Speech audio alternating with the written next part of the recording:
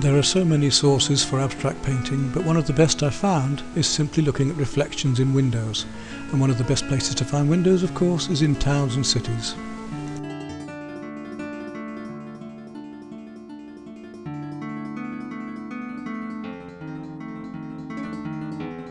So let's take one of those rather fun shots, this one of the models in the window, and play with it and experiment with mixed media, with oil pastels and with oil paint and with gold leaf. I'm going to attempt a mixed media work now, rather fun. We're going to try using oil pastels we haven't done much with before, certainly haven't made a film about it. And for this I'm going to use this particular photograph here, which is rather an unusual one, which I took of reflections in a shop window, which have not only the reflections going on behind, but also this multi-layer of things happening within. Rather fun, and I'm going to pull out the design work on it. I'm going to start off with some gold leafing.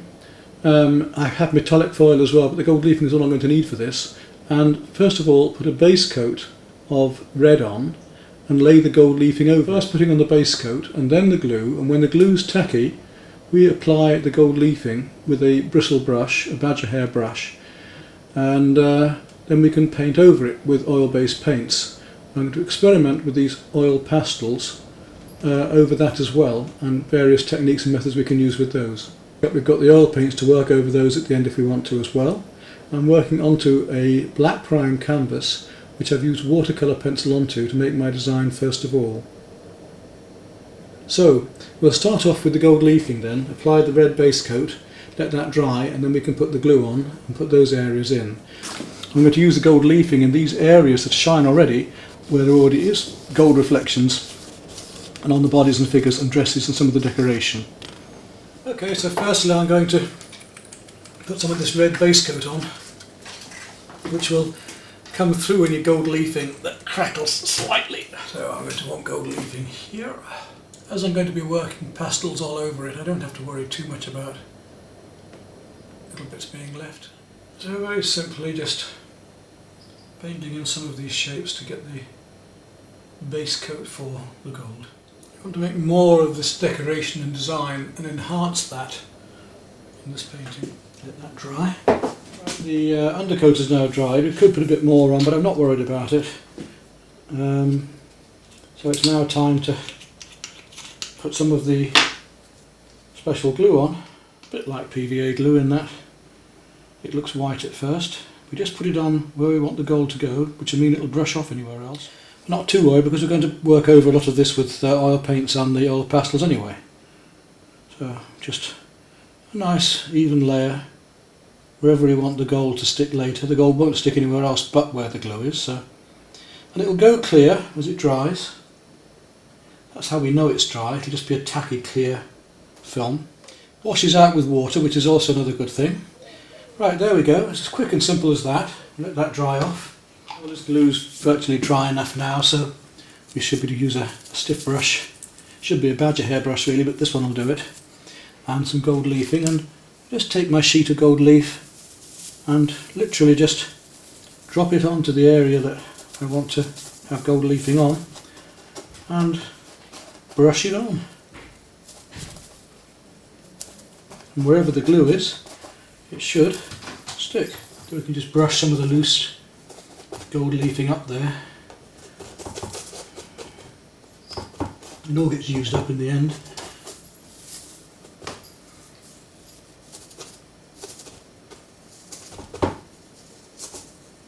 And if you miss a bit and the glue has gone too dry, you can always put a bit more glue on and go back. It's one of those quite forgiving things, but this artificial gold, which is all this is, isn't that expensive. And you can buy silver foil and metallic foils as well. You see, it's pretty easy to work with in this way, very loosely, which I work nearly all the time very loosely. Brush all the bits up, we can use them on the other glued areas. And that's my gold leafing, good enough for what I want. Right, let's start with our pastels then. We've got these rather fun sets of oil pastels, in different colours. and we're going to see if we can get some of these effects that we want. I'm also going to have a little lighter here because pastels, these oil pastels, should actually melt a bit. So for instance, we can just place them onto the canvas like this, but I should actually be able to soften it slightly with the heat. Look how that goes on much more thickly, and even actually blend it on the... There's all sorts of fun effects we can do yet.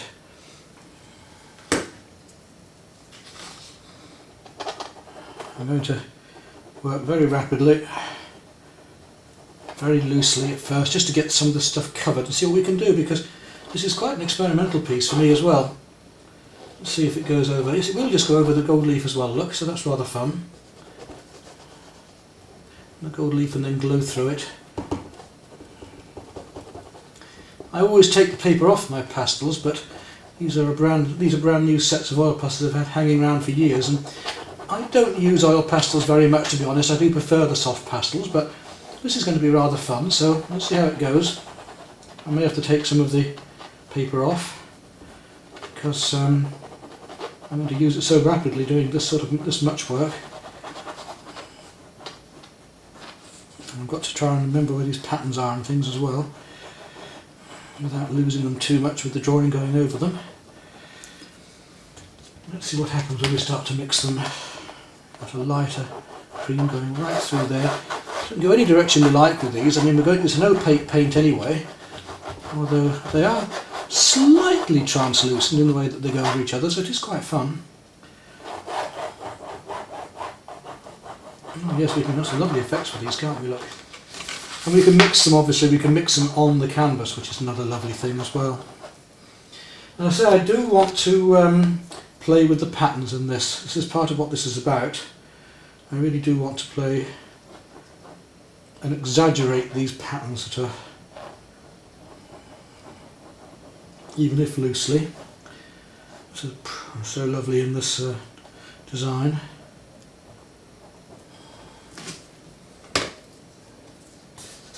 I'm going to have pastels everywhere because I'm not going to bother putting them back in properly. I'm going to need a lot of them constantly. So now we can also mix these with turpentine. So if I want to, I can actually put that on there and paint with them. Look, I can actually blend it with the paint. It's lifting slightly, but it's interesting to see what it'll do.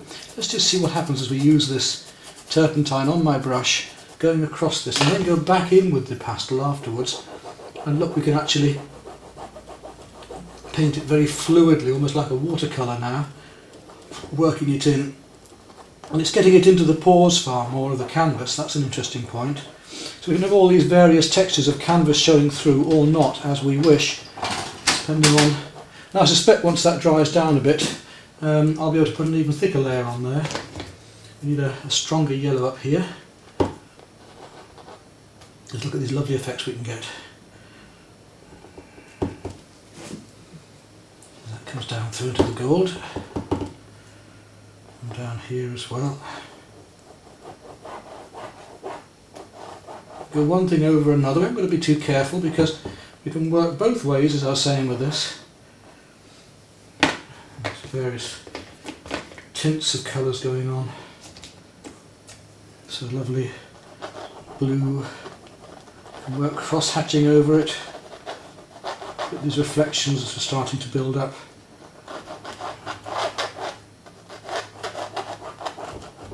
One thing over another. Try and keep the colours going all round.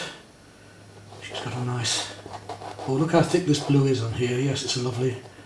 Some of these colours are going to be more opaque than others, it would seem. Some lovely colours. We've got lots of mixing to do on this because there's all these patterns happening.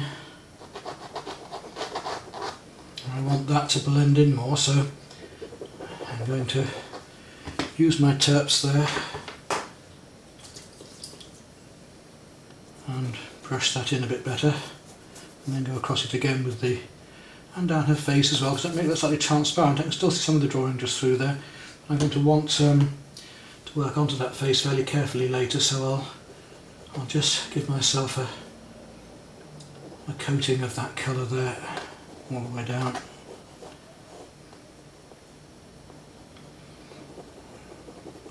And we'll just deaden some of that gold slightly there, because in the photograph it's rather fun.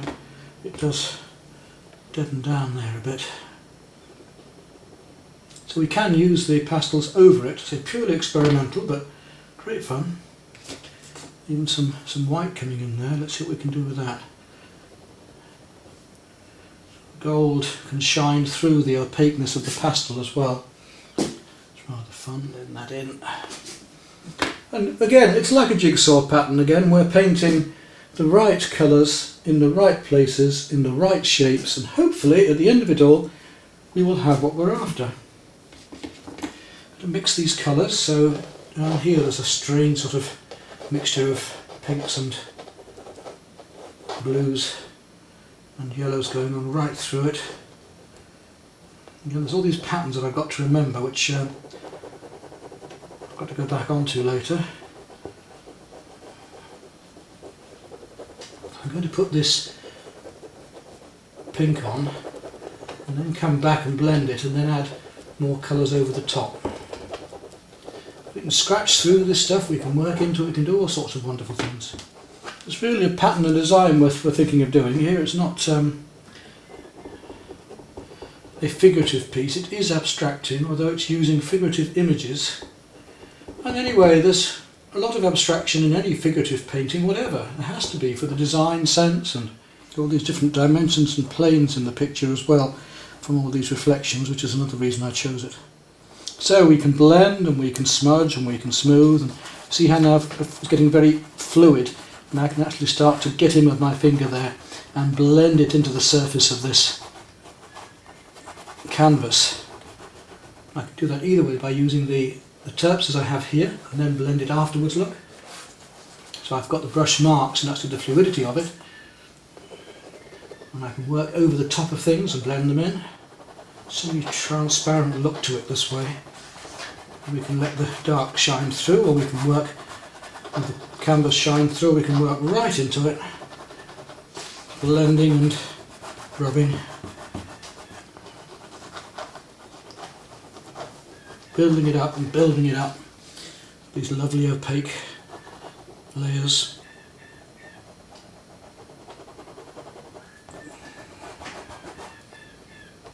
Can't really go wrong, because if we go back on it we can work on it again. And again you can see how rapidly one can work without having to do too many details, just indicating, and how fluid with the terps in there as well, just making this. Again I can just enjoy, just indicating the hands. I'm not going to get into bogged down into too much detail on that. So many beautiful colours to play with now that's coming up. As I build more up here, you can see how much I can enjoy them, and just start to find some of these patterns a bit more now. Giving almost a broken colour effect at the moment with the canvas, but let's get rid of all of this texture of the canvas, because I really don't want it, what I'm doing. Not up here, I just want a soft effect of light. So we'll mix it like watercolour with the terps.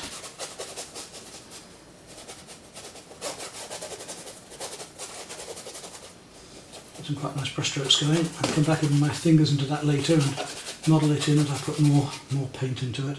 I'll just sort of indicate the eyes a bit now. And we can blend that in again with our finger to get rid of this texturing that we don't really want there. I want a softer effect, as I say, so I'm going to blend that blue in. You see that terps has dried enough now for me to be able to go back into it and start to work a few other colours again. And we're starting to add some lines and perspective as well now, because there is a lot of perspective going on in here from the reflections of the street that we're actually standing on taking the photograph. And you can see how it's gradually building up now. So it's working between direct pastel, my finger, the brush and terps.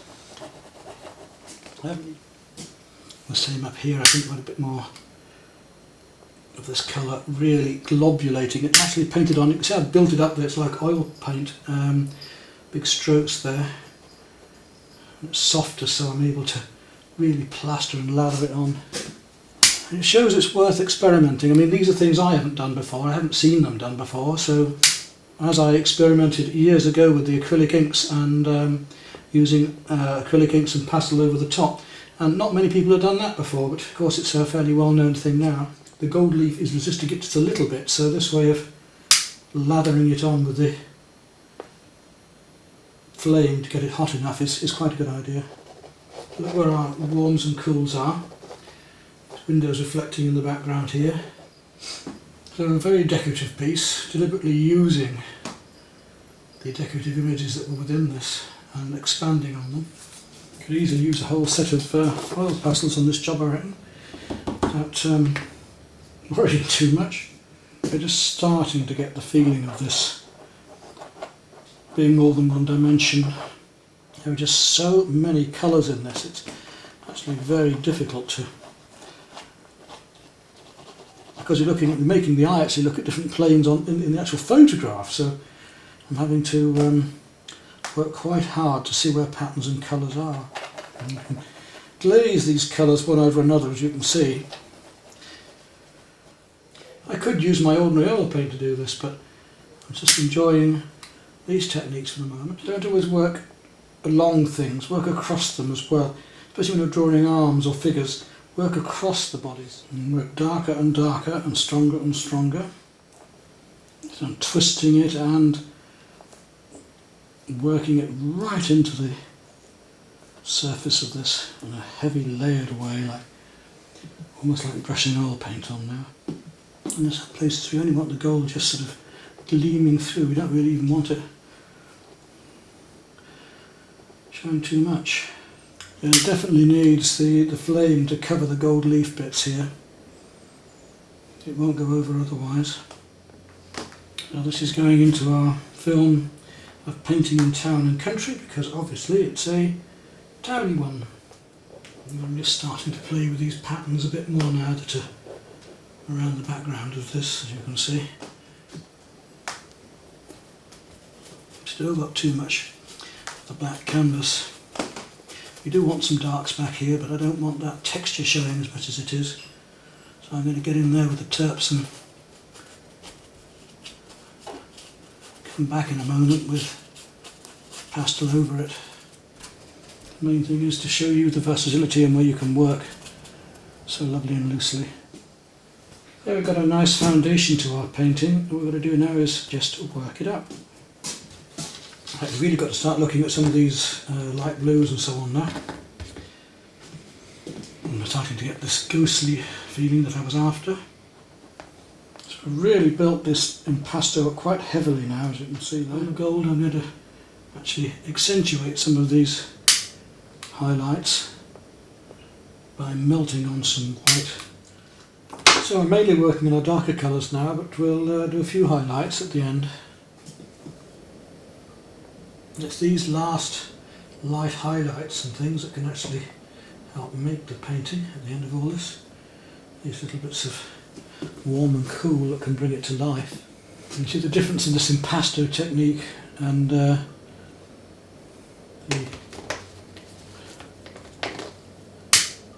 blended colours, quite different. I think we're almost there. There's so many gorgeous colours going on in here that you can keep going on and on and on if you're not careful. It's not always the colour you're working on that's the wrong one. It can so often be one behind, as you see here. It's just knowing when to stop, isn't it? Well, personally I'd say we're about there now, so won't do much more.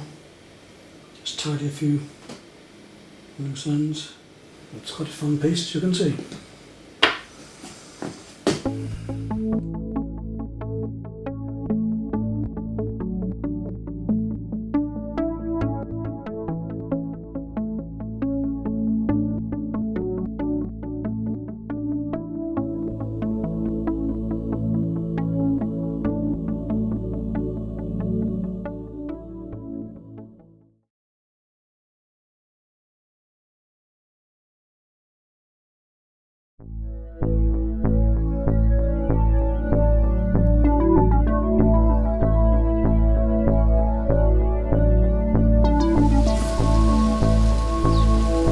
producing this next film called Painting in Country and Town for that very purpose, to show the different sorts of scenes we can do in different ways, mediums and methods in painting countryside scenes and town scenes. So we'll do some watercolour, we'll do some pastels, we'll do some oils, all sorts of different things.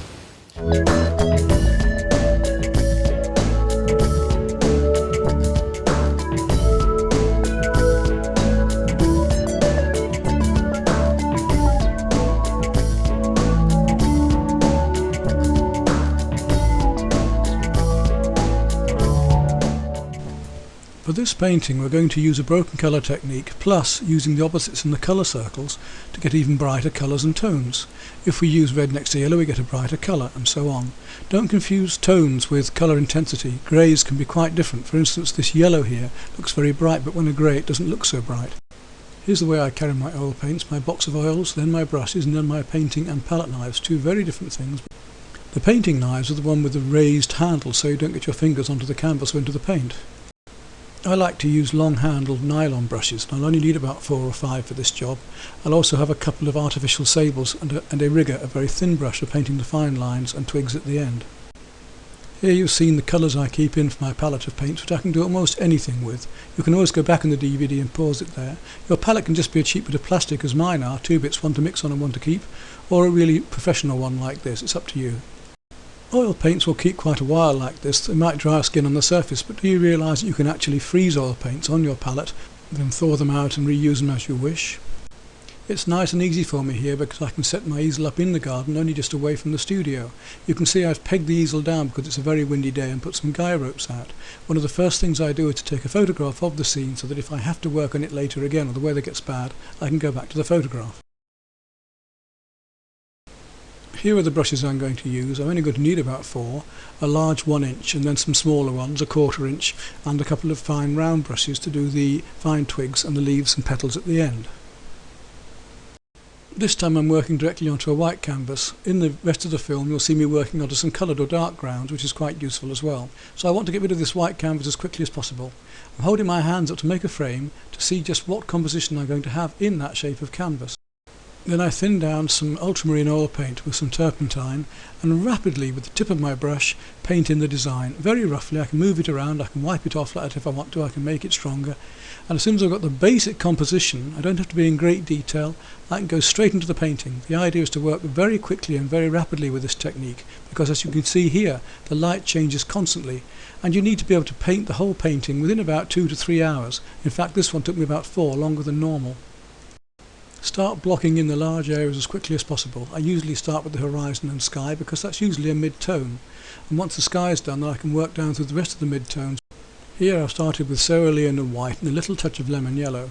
Then I start to work some pink in with some rose and white, and a little touch of yellow again, and then towards the higher areas of the sky work in some cobalt blue and white and a little touch of ultramarine at the end again, and finally for the fluffy clouds some white and some yellow ochre. Aerial perspective is using colour to give a feeling of distance so that it's bluer and cooler in the background and warmer in the foreground. Linear is the use of line or drawing of larger things in the foreground and smaller in the background. In this case I'm doing cooler trees in the background and cooler branches and so on, with more blue and a little yellow ochre and so on, and then I get stronger with my greens as I come forward. I'm not going to try and paint around branches or between twigs, so I'm painting the whole sky in rapidly. Then I'll paint my tree over the top and put the highlights in at the very end. Here I'm showing you how I paint the warmer colours in the foreground, the strong cadmium oranges and yellows, cadmium oranges, whites, burnt sienna, some alizarin crimson, all those strong warm browns, and then start making the warmer greens as well in the foreground, using sap green, emerald green, which is a cool green, but adding warmer colours to it, like the chrome yellow and so on.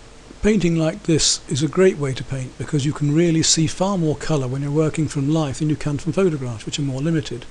Having said that, you've really got to look for those colours and not just look at one area. It's important when doing a painting like this to keep looking at the whole area that you're painting and comparing one colour to another, to see which greens are different one colour to another. There are various bluey greens, there are orangey greens, there are browny greens, all sorts of variations of greens that are cool and warm, and you have to separate those colours out. It's a little bit like painting a jigsaw, because you're going to paint the right shapes with the right colours in the right places. If you do that, your painting gradually appears. You don't have to think I'm going to paint a flower or a leaf. If you paint the right colour in the right shape, those objects will just appear. As I paint the sunflower here, you can see the truth of what I'm saying. I start with the lemon yellow and then add the warmer yellows on top, and finally the darker colours on top of that. It's still better, if you can, to put the darks over the light colours, even with oil paint, but you can go either direction. In many of the demonstrations I show you, I'm using more than one camera. In that way you can see right up to the brush tip. I'm deliberately not doing that in this case because I want you to see me working very rapidly and very freshly. If we start painting very loosely and just concentrate on getting the effect of light and colour and atmosphere, then we can finish as tightly as we want. I can keep tightening this painting up more and more and adding petals in more detail as I go along. But if you start tight, you can't finish loose. It's also another very good reason to use long handled brushes, because it's a bit like a fencing match. You stand back from the work, you reach out, and you can see the whole canvas.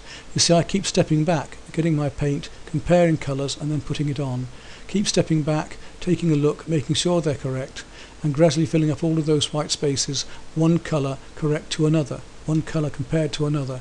And the more I have, the more I can get it right. It's physically and mentally quite tiring, but very exciting and stimulating. I find that because I can't stand for that longer period, I have to go and get a tall chair sometimes or a stool to sit on. So what you see me doing here is working from my mid-tones outwards both lighter and darker. Once my mid-tones are established and all those mid-lights and darks are done, and then we can gradually get to the highlights. And that's one of the beauties of working in a bright sunny day, because a bright sunny day gives you that broad spectrum of tones from the very lightest to the very darkest. And it's those highlights at the end that are going to make our painting vibrant and sparkle.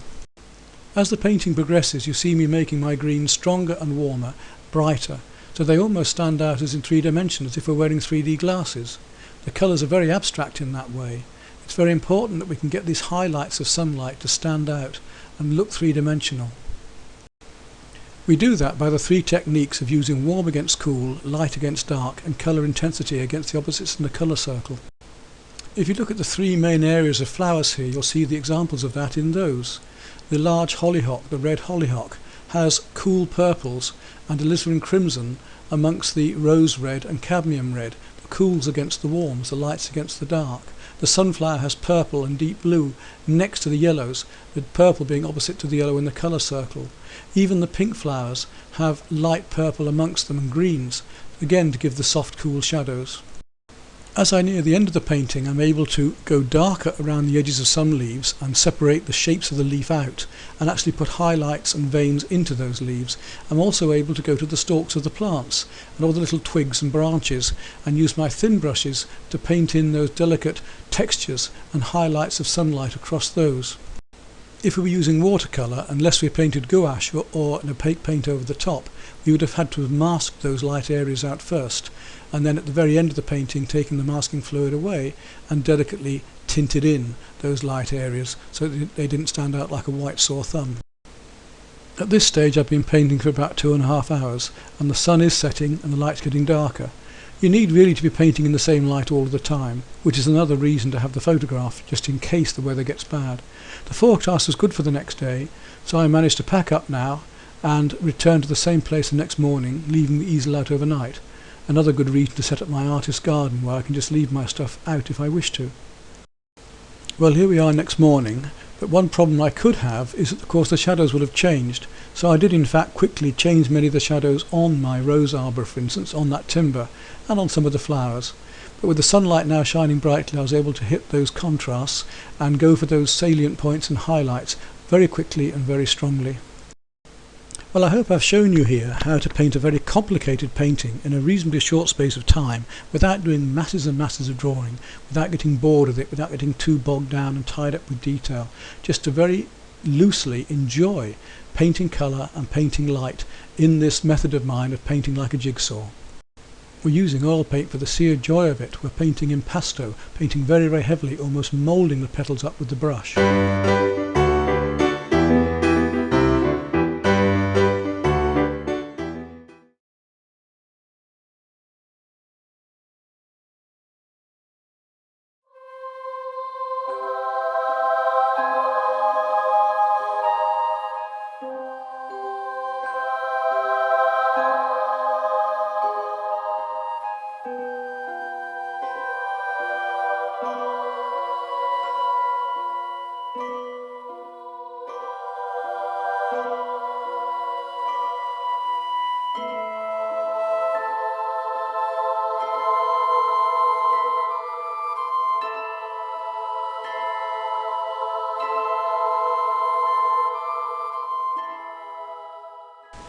This is an area that I know pretty well because I was born near here at Broughton near Swindon. The pretty little countryside town of Marlborough, and of course the famous Marlborough College. I lived not far from that for a while as well with my sister. And in this little village of Hillmartin I also spent time between the ages of 12 and 16 going to college there, and did a painting at the age of 16 of the church, which you see here, and then afterwards a painting of that delightful old farmhouse as well as a commission. So these are some of my earliest paintings at the age of 15-16. Now let's look at some of the delightful local architecture of the area, the thatched cottages and the nice brick houses.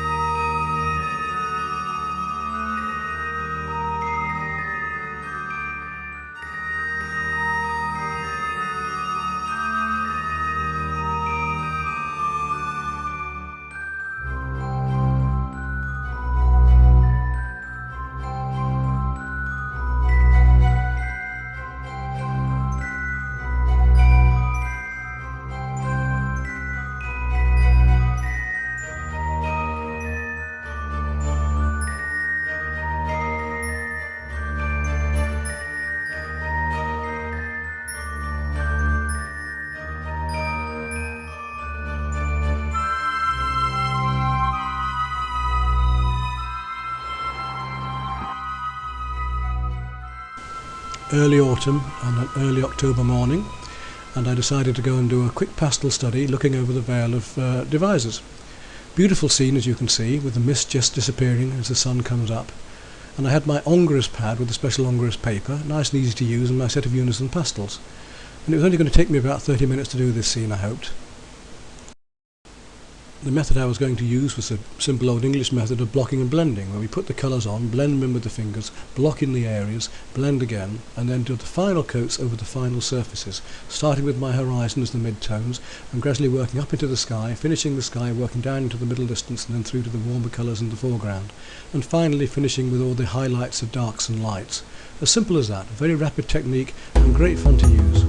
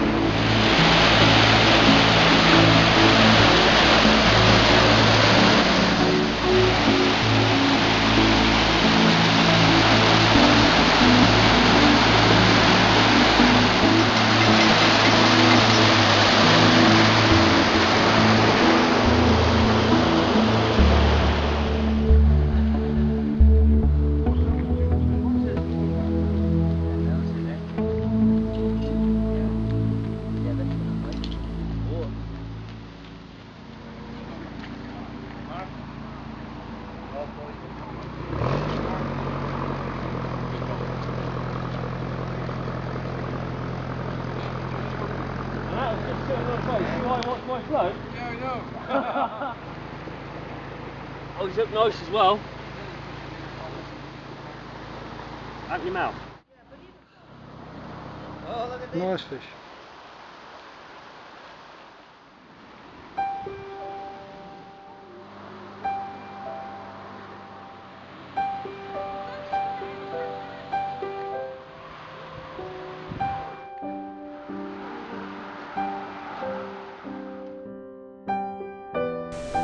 Okay, just for fun and something different, let's do one of these pictures of the barges on the canal, but we'll use the same style as we used in the town ones. We'll paint some salient features in detail and we'll paint the rest very loosely around it.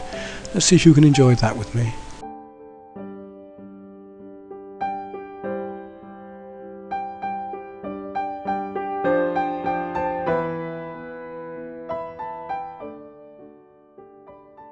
Okay, we're going to work on this narrow boat on the River Kennet, and we're going to do it with a similar style to what we've used on the town scenes. This is a link between, of course, because we have these canals coming right through the towns and villages into the countryside, like the railways. So we're going to paint fairly carefully on these areas here, and then work very loosely around and just do a very light wash at the edges. So we're concentrating in the centre and having a sort of vignette at the edges.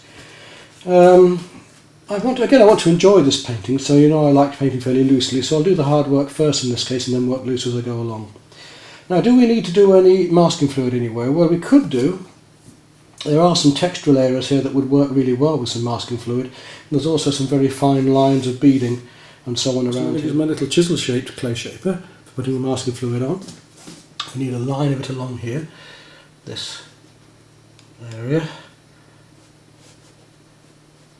Now I'm using a rough paper again. I would normally use a knot for this sort of job, but I've got some rough paper that has been slightly damaged in the past, folded, and I'd like to use it up.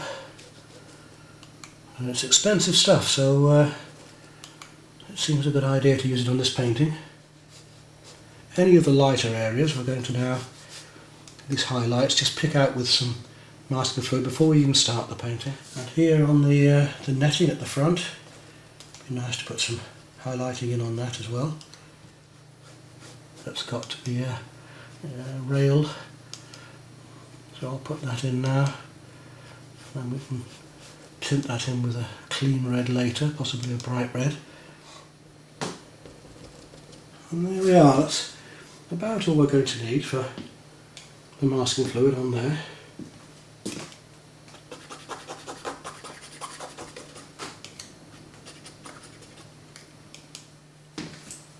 Right, the standard technique with watercolour is to paint with our largest brushes first and work down to our smaller ones. So I want to do the detailed work here and then get looser and looser to go out. I could use just a round on this, a number 6 round. Or I could paint some of the larger areas first with a mop. So I think I'll start with the mop, because I've got my very small areas already masked off. And let's just paint this green on, and we'll use some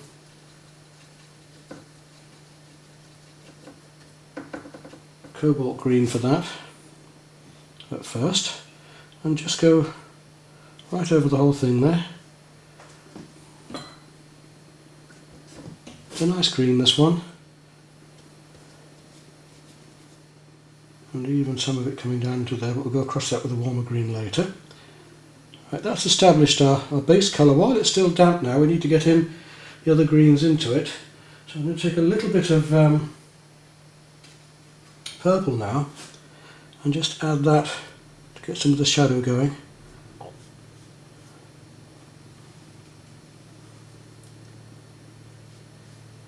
All the way along.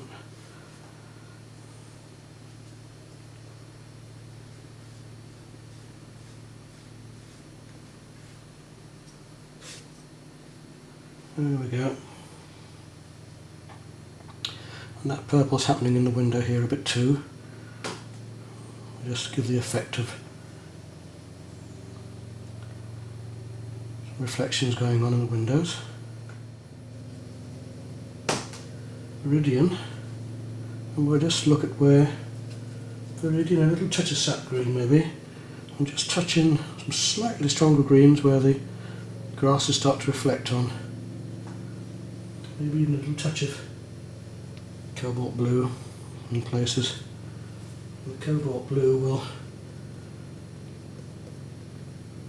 give a bit of shadow onto this.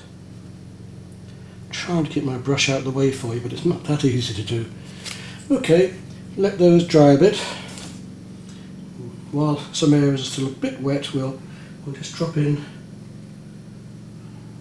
a few more wet into wet darks just to get the shadow effects. Because when one bit's drying, you can be working on another bit. And take some of my Aureolin yellow, one of my favourite yellows, and just paint the whole of that side of the boat fairly heavily with it because it's quite bright. I want these nice bright colours today. And if we want something a little bit lighter there, you can just take a bit out back to the paper, a fraction with the brush, clean brush, and then we'll drop in a little bit of Quincadrone gold here to give the warmer yellow on the end. Look how lovely that is there. Nice bit of bright instant colour. I also want to take out this area here because I want that to be redder later, so I'm just going to lift some of that paint out a bit so that can be redder later. Now over to here, and I'm going to come in there with some bright red.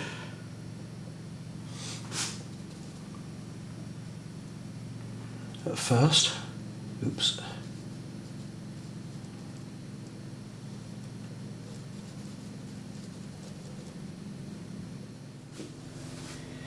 Now then, some cooler red into that. There's some rose going on in the centre here. Look at the difference in that cool to the warmer red there. Bright red is nicer than the cadmium red. It is brighter.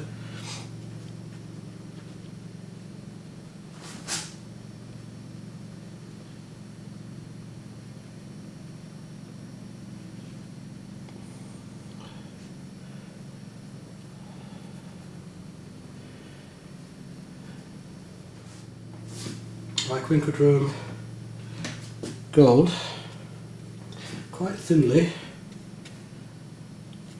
so I've got to mix the colours here to get and actually mix them on the boat to get what I want in this case. And the Quincadrone gold is certainly there in the netting. Now we've got to start getting it a bit warmer. Need some light red and blend that into that. Look at the lovely colour we get there.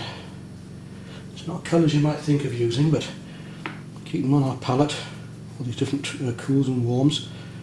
We'll let the sunlight dapple there in front of the boat.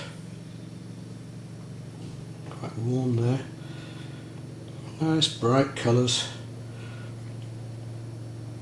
And then we've got to play with in a moment the cools against this to make these reds appear redder.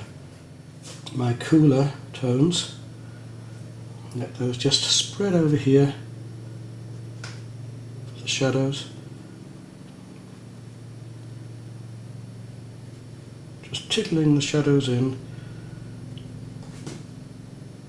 If the sunlight is catching between the trees, and just casting these shadows through here.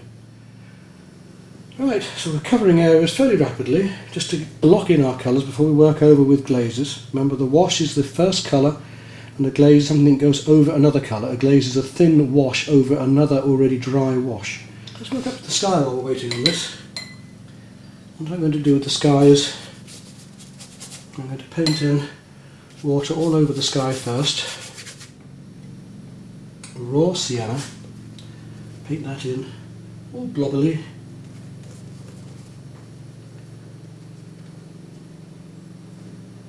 Over the sky.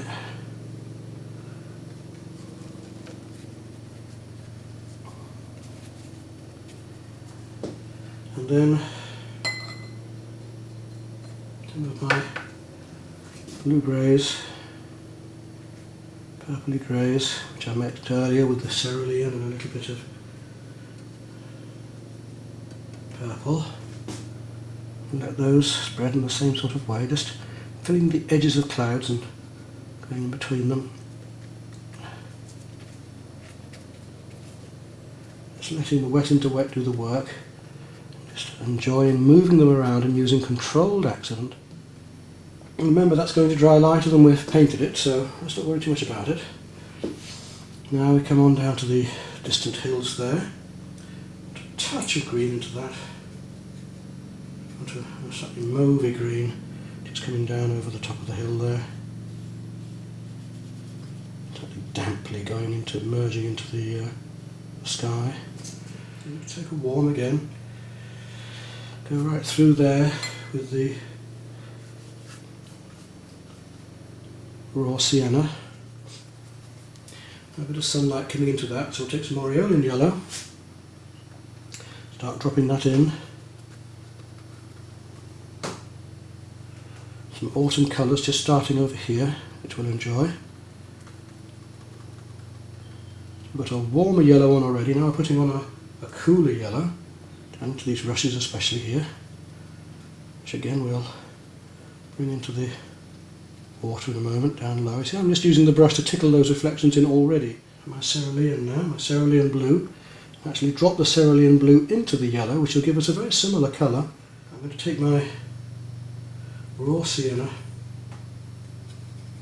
and a little touch of cobalt to give me a darker green. So raw sienna and cobalt blue, just a slightly darker green. Bluey green, because I don't want them too strong in the background here. Remember, this is all still background. It's not much warmer colours to come in the foreground. So wet into wet, wet next to wet gives us these soft edges, which is great to use at the moment. But we are going to need some harder edges in a minute, so we'll let that dry off and then put those in just a moment. And that needs to be a bit stronger later. We're going to bring that in with a bit more detail, because as they come closer we'll see more detail. I'm going to mix a little quincadrone gold and some rose straight through on that, all the way to a little of the green we were using just now, just to tint into that to take it back a bit.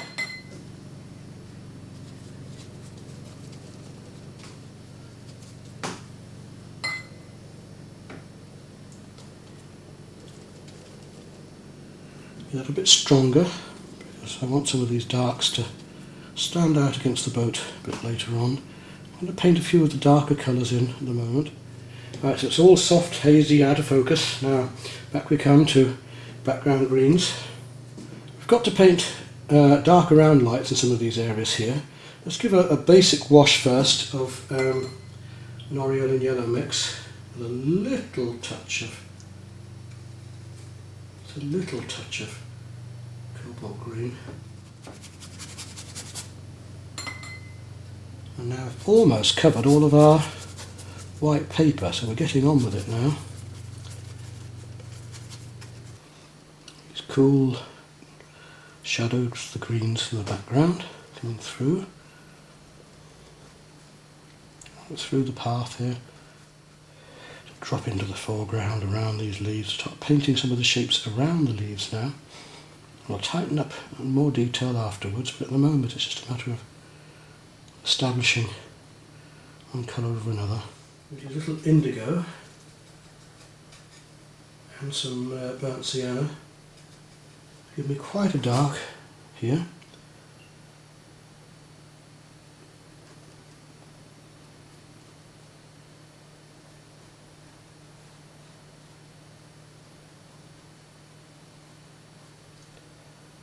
Comes right down, straight through down into the grasses.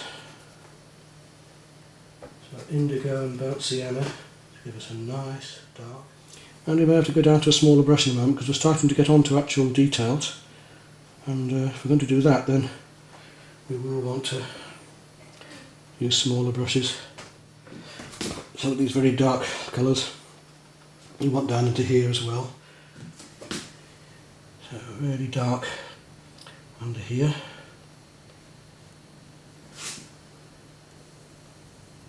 Shadow coming down there.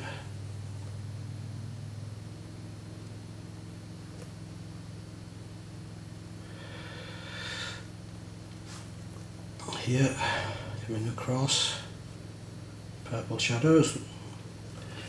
And with a bit of water we'll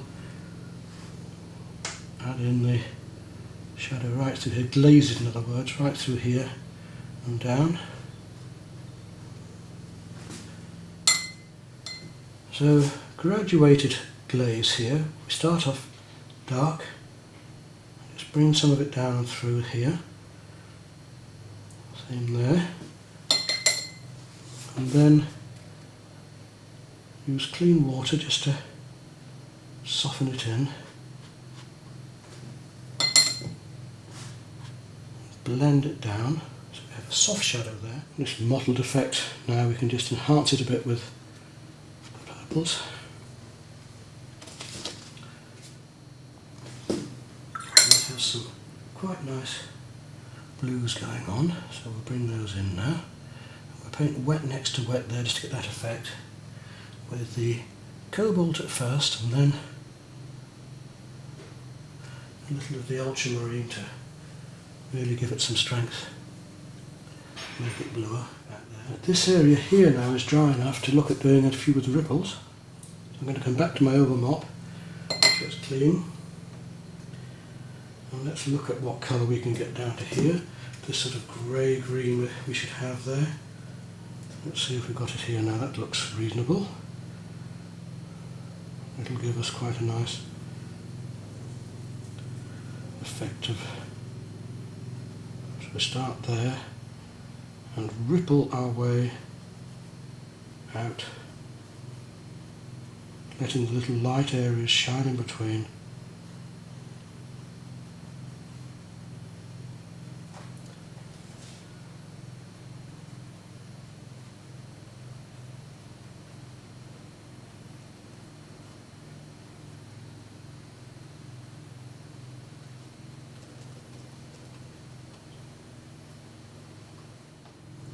Drop in one or two more darks just under here to give a bit of the reflection again.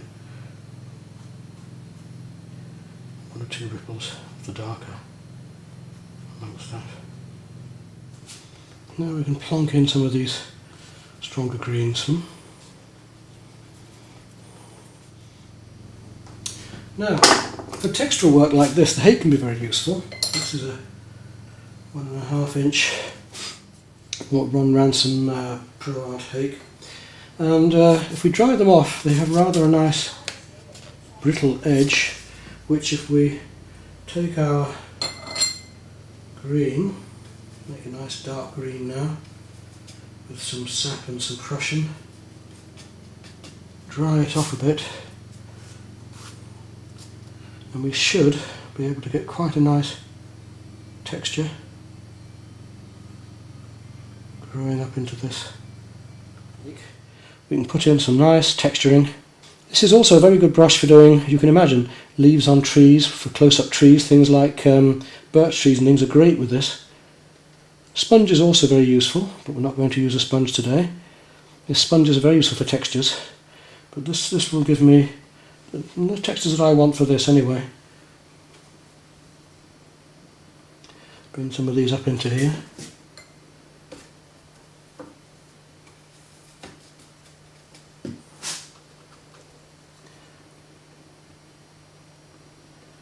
Give these leaf effects. It looks as if you spent ages and ages painting these in, when of course you haven't, you're just doing special effects.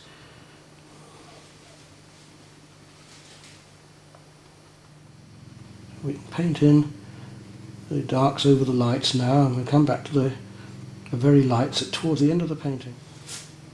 Just come down, a bit more work on these trees, bushes.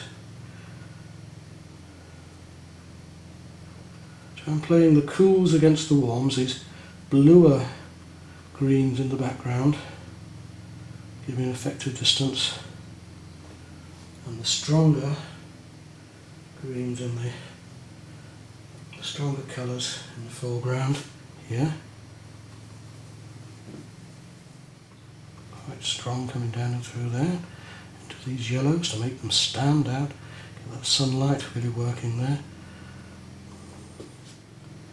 And then much almost pure burnt sienna going on down around here to bring this painting, to bring this foreground forward. I'm just going to thin out. Right, we're almost ready now to remove the masking fluid and work on the lights and then the final darks. Rub out the masking fluid and look at the details or the final darks. Right, with a bit of luck now we'll be able to take away this masking fluid and leave ourselves with some nice light areas here to paint in those bright colours of the sunlight shining on parts of the boat and on the grasses and reeds down here.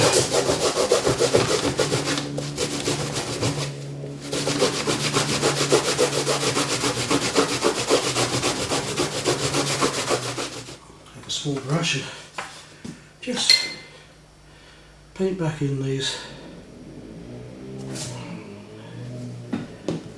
light areas, and we'll go over them again in a minute.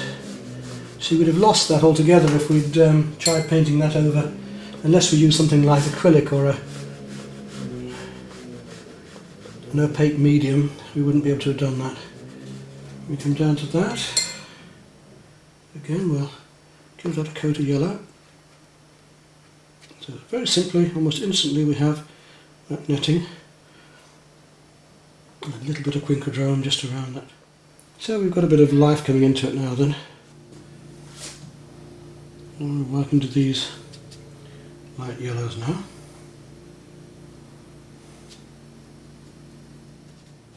Use little flicks like this of the colour. We can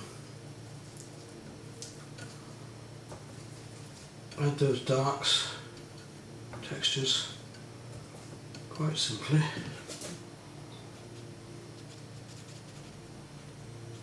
And we'll start picking out some of the leaves in just a moment. Now, that's our basics done there. We have a few more details on the boat to pick up on before we come to these final dark colours here. It's surprising how just one little bit of colour can make such a change to a painting. Now finally, let's look at these really lovely darks we've got. Deep greens and purples we've got going on around these leaves here, which we need to pick out now.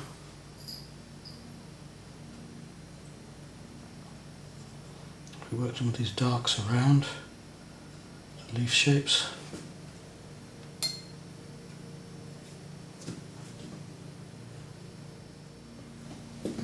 And up into the boat. So we're using purple and a little bit of sap green into that now. Boat hiding behind these rushes. I just want to strengthen the greens around here a little bit more. I'm going to go back into my yellow and a little touch of green and just come in there a bit more with some stronger greens, just to bring the eye forward into that a bit more.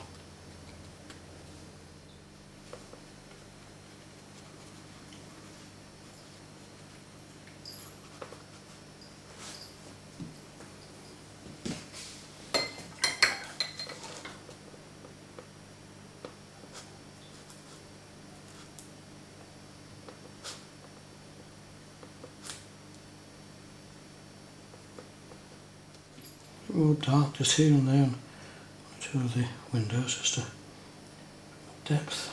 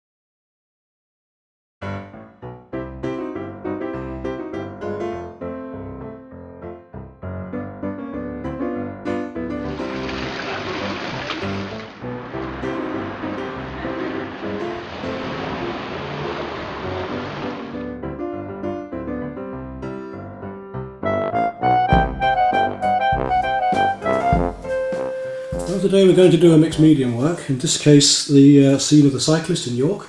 And I've done the drawing out in ordinary pencil, but you see these much darker areas that I've actually done with a Chinagraph pencil. Now Chinagraph pencils are a rather useful tool because in this case it's the Beryl Chinagraph marker, and you can pull this piece of string down and then peel off afterwards the paper like this to give yourself a sharp point, which saves all that sharpening with a pencil sharpener or a knife, and in the field it's quite useful. Now these Chinagraph markers are semi-waterproof, so they're very, very dark. You can get them in colours as well, and it means you can paint the watercolour over the top, and it won't completely resist, but it will leave the dark underneath. And you can just use water with them to smudge. If I use a little bit here, you can just see it'll move slightly. So the water will just soak in, the watercolour will just soak in through it and over it. So I can paint my darks over that as well. And what I'm going to do is a nice colourful piece, although the photograph itself, as you've seen, is quite bland. I want to really push the colours in this and make it nice and bright and vibrant, because I don't usually use black at all with the painting. So in this case we've got a black drawing, but I'm going to tint colours in and over it. Using my standard watercolour palettes and the three brushes that we used in the last painting, the number 4, the number 2 and the oval mop. Mostly the oval mop. As I've done most of my twigs and branches with the Chinagraph pencil, I shan't need to use a fine brush very much for the branches. Right, off we go, and we'll start with the lighter colours of the Aureolin yellow. I want to go fairly strongly on this. I'm going to wash right the way across it. And straight away into that I'm going to add some rose, because I want a nice light sky. I haven't bothered stretching the paper. It's in this case a £300 rough paper, looking for the rough, and it's very absorbent, as you can see. So I'm going to put a little bit of rose, and first of all I'm going to start some cobalt violet though, just down here. Quite strong colours because they will dry lighter. It'll give us plenty of atmosphere. I'm going to bring that Aureolin yellow right the way down through here.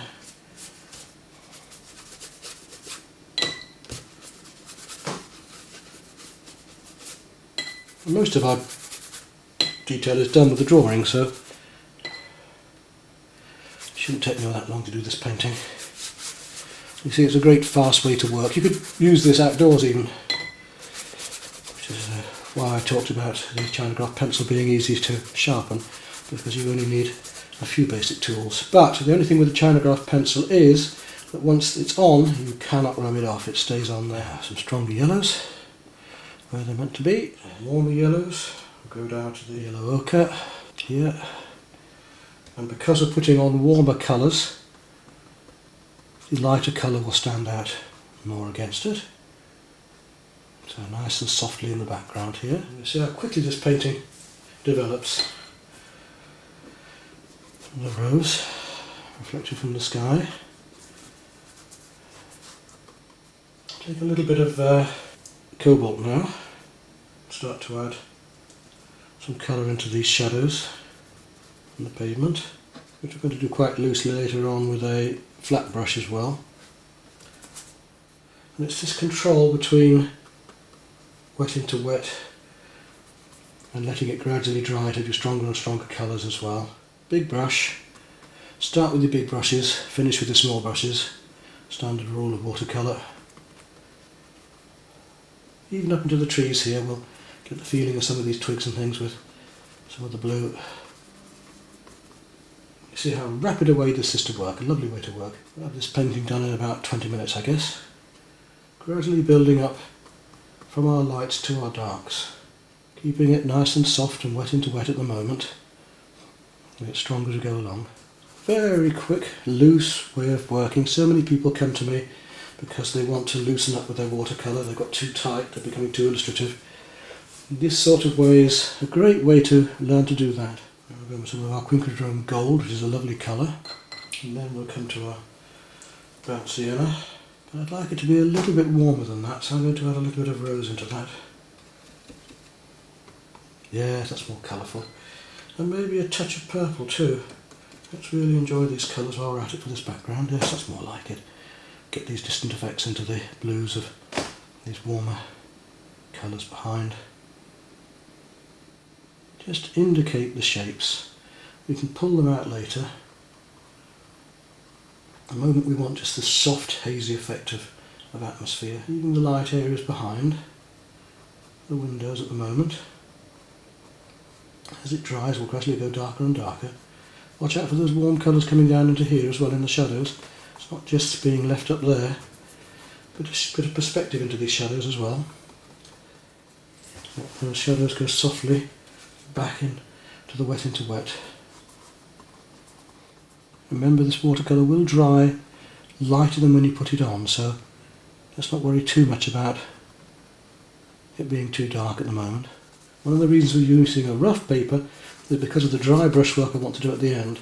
Now, I could have done more work on that figure and details in the background straight away. With one of these techniques that I've shown you, we paint all the salient points first and then work these loose work around it. In this case I'm going to do the drawing first and then the watercolour, the colours, and then we'll paint in some of the details at the end more traditionally. Let's get some tinting over this dark, a bit of colour into it, a bit of light there for his leg coming through it. If something gets on where you don't want it, something spreads too far, then dry your brush out and just suck it up, look.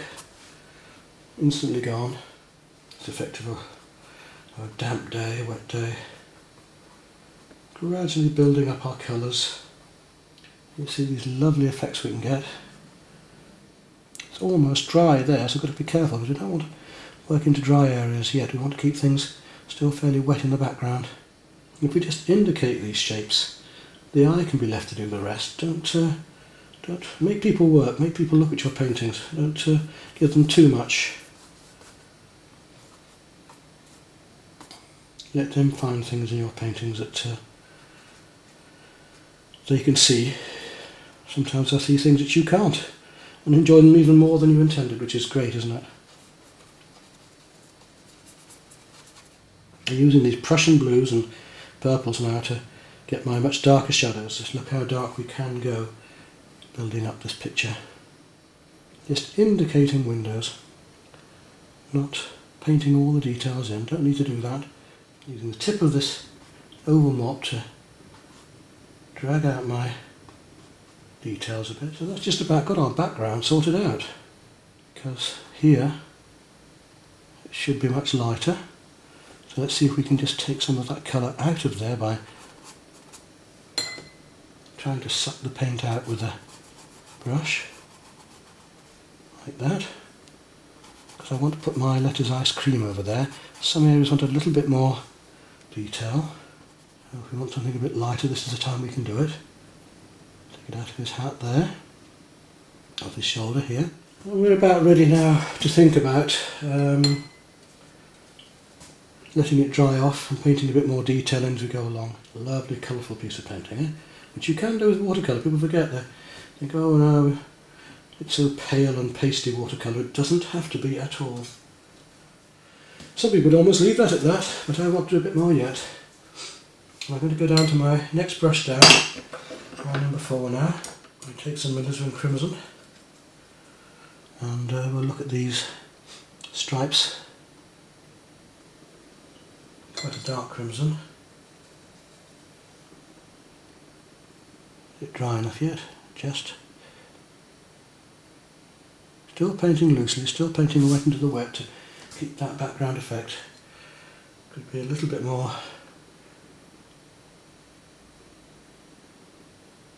angle perhaps. Again, we're painting about it, we're painting a design, we're not painting an illustration. We're using what we've got here. We'll gradually tighten up into there, look, as the paint dries. Okay. Don't want to do too much more there until it does dry more. Just indicate that ice cream sign back there.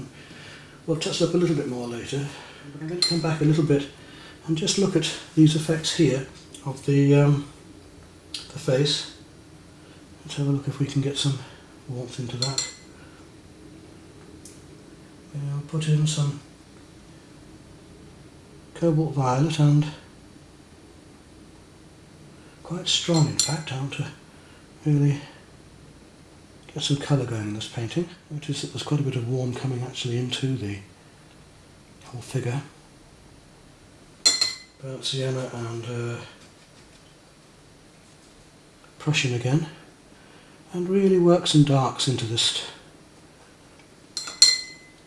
figure now. Just feel the way that these the bicycle flows there, and the shadow is stronger just where the bicycle tends to touch the pavement there. There's a shadow going on. Make him sit there. Yeah, that's spread a bit there, so we'll go back and just to lift some of that off and add a little bit more cool into this hair there.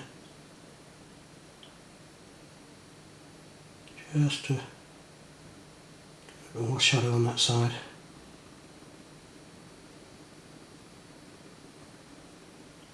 Perhaps a tad of burnt sienna down the front of the face.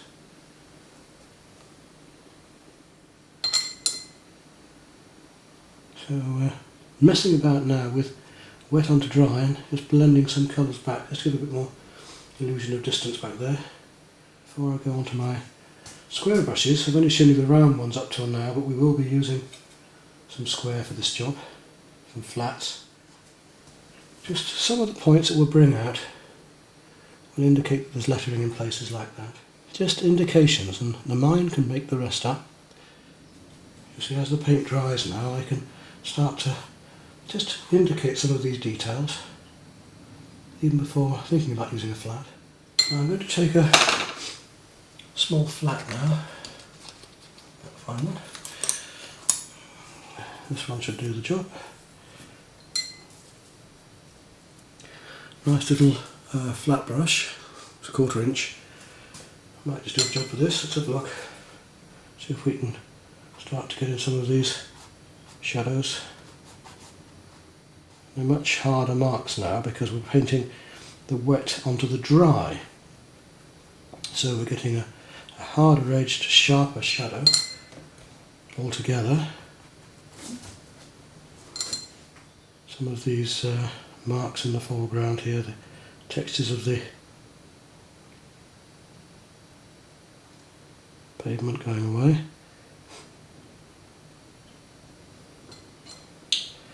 And working loosely like this, I know I keep saying it to you, but you are the boss. You can stop when you want. Whenever you say, right, that's loose enough, and knowing when to stop, obviously, in the watercolour is very important as well, because you can overdo something very easily. That's one of the beauties of working pastel over watercolour, is if you do that, you can always come back with the pastel and work again. Start just playing with some of the dry brush work over the top of the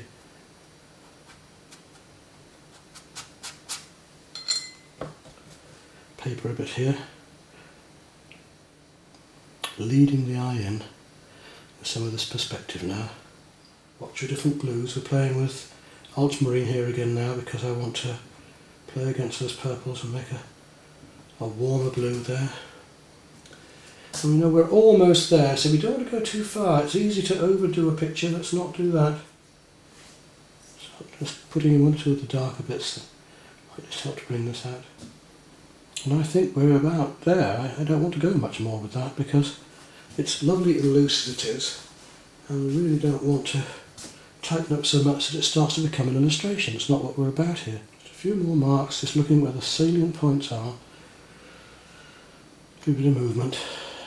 And we've got a nice loose watercolour, full of atmosphere.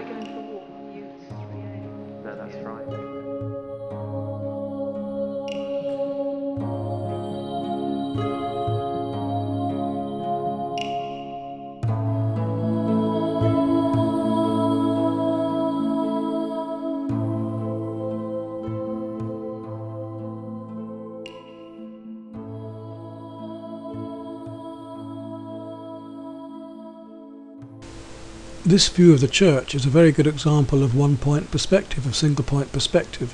Here you can see I've drawn the lines that show that perspective going to one vanishing point into the distance.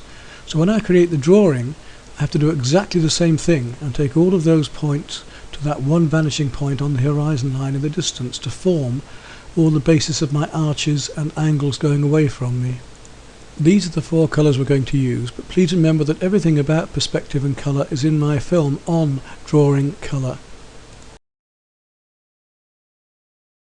Right there, and just take four colours to do this painting in, and do this church scene, and I'm only going to need a few brushes for that. As usual, my large oval mop, a number 6 there, and a number 2.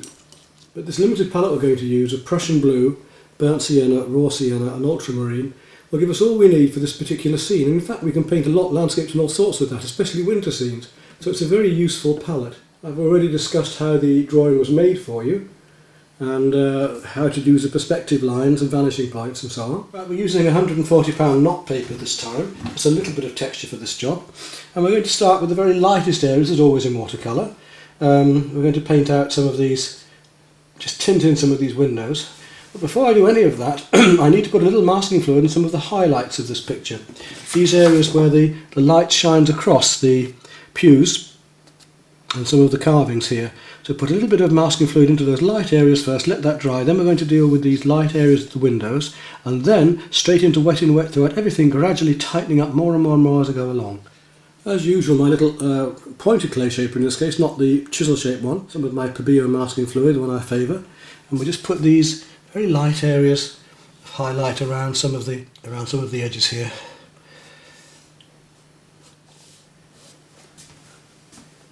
That should do for now. You can see these light grey areas here which have now got the masking fluid on them, so it's easy to see what we've got. The masking fluid is not totally dry. I'm going to make a start on these lighter windows. First of all, I'm going to just put some water on, just clean tap water.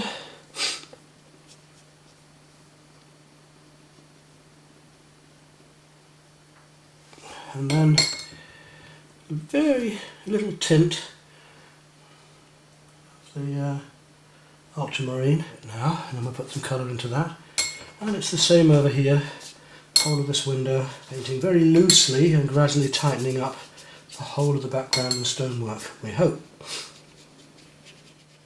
And this is our ultramarine blue, tends to be showing through, and then we'll work up into it with a little warm. Now while that's still damp, just a little touch of the raw sienna going down, gradually just tint it in, let it spread a fraction, because we're painting still wet into wet here, so it's just going to spread a little because it's getting drier very quickly in this atmosphere. There we go.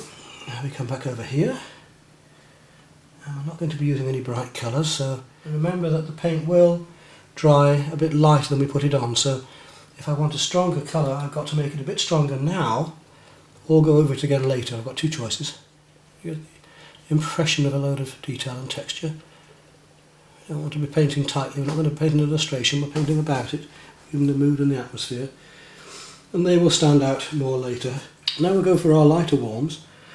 We're going to go for the yellow ochre and burnt sienna now.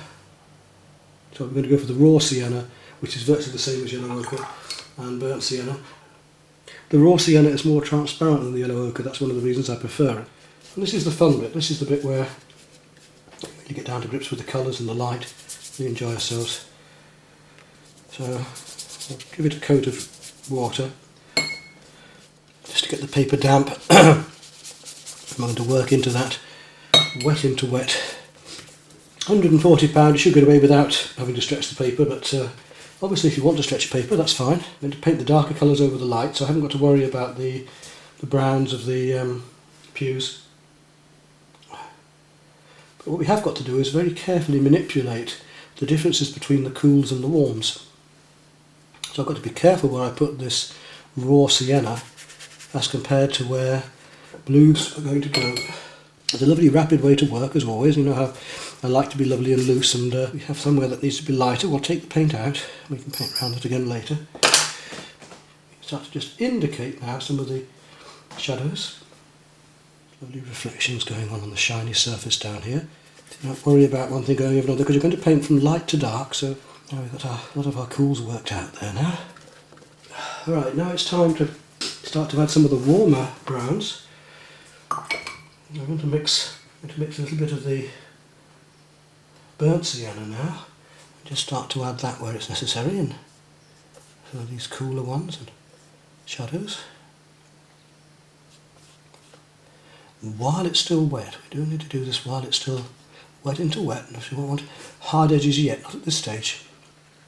Touch that texture in there and just blend a little bit in, dabbing it on here, get the feeling of the stonework. Look at these lovely effects we can get, which are very stone-like. And playing between the warm and cool of the reflected light on the stone. We can come in more detail a bit later. Let's just establish the architecture first and the colours. Look at the lovely colours that gives, just using just a couple of colours of paint. Look at the shadows before we go to our real darks, which we haven't done yet. I'm just doing the light tones at the moment, just glazing in. And let these dry off deliberately shortly. I'm going to try and keep these areas wet because I want to drop more darks in yet. Okay, so we've got our basic tones, the underpainting in. Now we've got to start working on some of the darker colours. We have to be just careful where it's going to go because we don't want to make it too strong at the start. We're gradually building this up. Like I say, I just want to indicate textures and details at the moment. These lovely warms that are going with the Prussian blue. Don't need a very fine brush a lot of the time. We can get away with using the edge, the blade of the brush, or to paint these pillars very loosely. I don't want to get into lots of silly detail. You can begin to see a little bit where the masking fluid now is showing through and how it will work later with the highlights. We're not going to get into too much detail. Keep it simple. If it's warmer somewhere, we can put the warm in. Gradually darkening it up.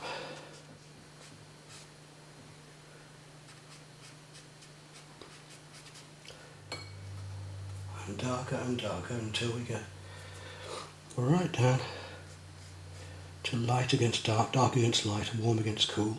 Just to indicate all these at the back here. We've still got some of those masked areas to come out, so let's not worry too much. Ultramarine blue back here a little bit more again. Play against those tiles coming down here. Come back to the yellow ochre here, which we painted originally quite strongly. Get those flowers. Remember, it's only raw sienna rather than yellow ochre. And if I put a little bit of blue with that, it should give me a kind of a green. And it's almost time to come down to our smaller brushes now. Sort of a bit more of the darks into here first. So a much stronger pigment is needed here to pick out these darks.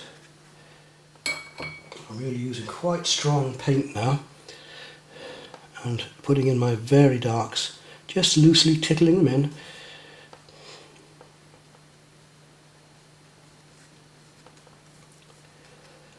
Almost pure Prussian blue and burnt sienna to really get the feeling of these dark hues and shadows going back into the background. Really strong coat of burnt sienna going in almost pure there to bring out those warmths of the close-up. A bit of drier brushwork just around there, just to indicate floor. Come back in with a few of the warms, just a bit warmer into some of these spots. So I drag the brush to get the dry brushwork there. A few strokes here and there can indicate and mean so much. There is some kind of a painting on the wall there, or just indicate there's something there. Don't have to be square or anything else, I haven't bothered about that. Now that's our basics done, so if I come back into it now in more detail, first of all we're going to let it dry and then we'll come back and rub off the masking fluid. So hopefully the masking fluid will be dry enough now to move. So if I take my handkerchief and rub it away, because I prefer to use a cloth than fingers normally because it tends to grip the masking fluid better. Right, well we now have our masked areas removed. We'll come in now with the golden area here for instance and some of these other highlighted areas which are a bit warmer maybe. These want to be just tinted down a bit, just indicating some of the stonework, and where things are a bit darker on the window. Now the paint has dried, we can go back and put those in.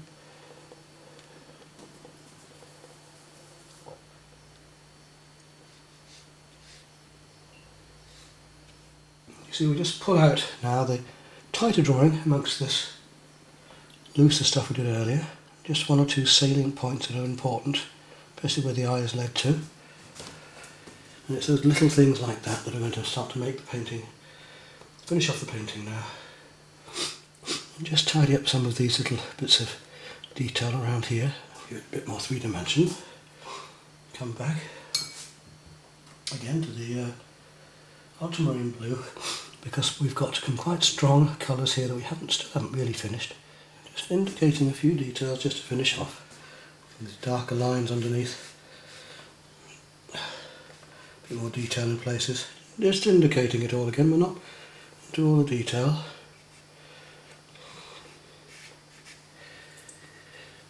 It just gives a bit more depth to the shadows and just some texture here and there, that's all. And we're almost there, look. Just picking out salient features, keeping it loose.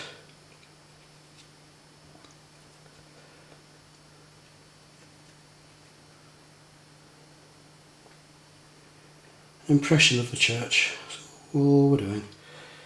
Not an illustration of it, an impression. There we are, I think that'll about do that painting. Just come down to the bottom here with a bit of Prussian and Sienna and sign it.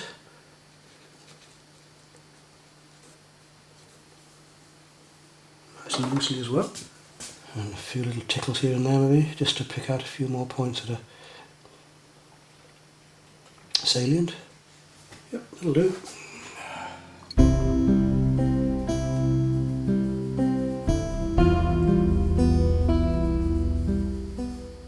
At this point I realised I'd left out the white paper on the lectern and it had got rather lost, so I went back with a bit of white gouache and just briefly painted it in.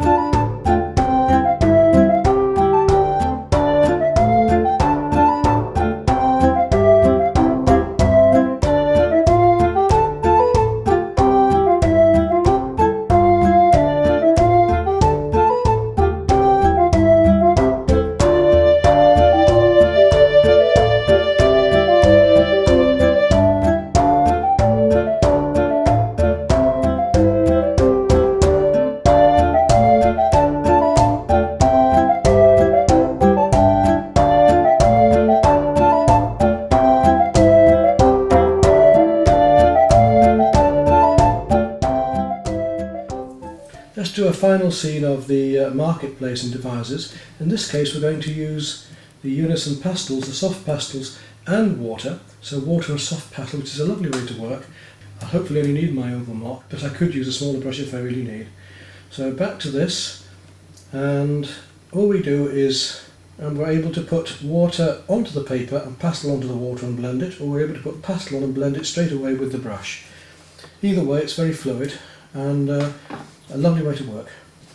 So let's start off with putting a bit of water onto here just to show you how it'll work. Put one of the greys on. And remember that this way we can work dark over light or light over dark, and when the pastel first goes on, and it's wet, then it'll be quite dark, but it will lighten up as it dries out. So that's something to bear in mind, a bit like watercolour in a way. So I can place it onto the paper. In this case I'm using a rough paper, and normally I would use a smooth hot press paper for this job because you don't always want this sort of texturing. So you can work pastel onto wet paper, or you can work the pastel straight onto the paper and then wet it afterwards. I'll give you an example of that now. So pastel onto the paper just to get some pigment on, and then a little water and paint that in. So you've got two ways of going about it. So a very lovely way to work, and you can of course draw then with that. When it's on your brush, it's just like watercolour. You can then paint with that over other areas, and you can come into that whenever you want. You can come back on that with the pastel. You can use your fingers to blend it into the wet paper. You can use your brush to blend it. Whichever way you like. It means you can paint quite fine lines with it too. So we're painting it a bit like a block of watercolour at the moment. And you can add other colours in when you want. So if I want to come into here with some lighter pastel, I can do so. Or I can wait until it's drier and then come over then. Okay, let's give the foundation to the whole picture first. Just get it coated with colour, and then we can really work onto it in more detail.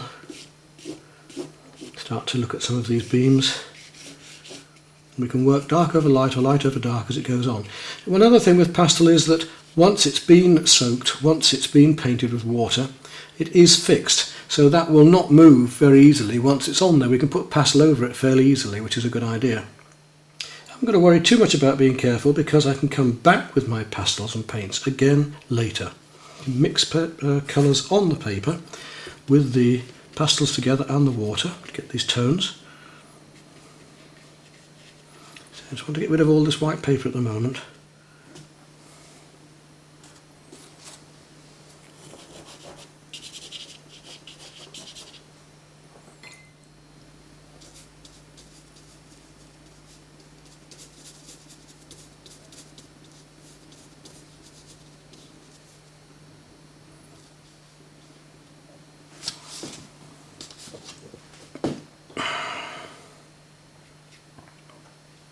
So we can take one colour from another, just as with watercolour, and move it around a bit if we need to.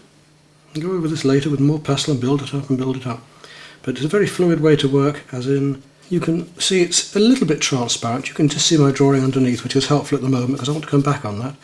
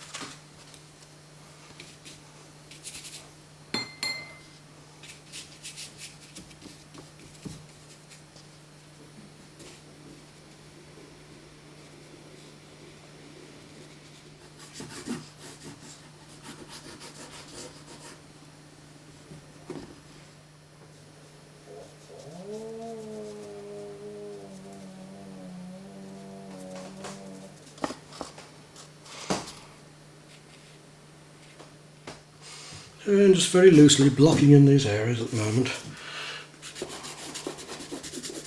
Just getting the basic midtones and darks established to know what we're doing and where things are going to go.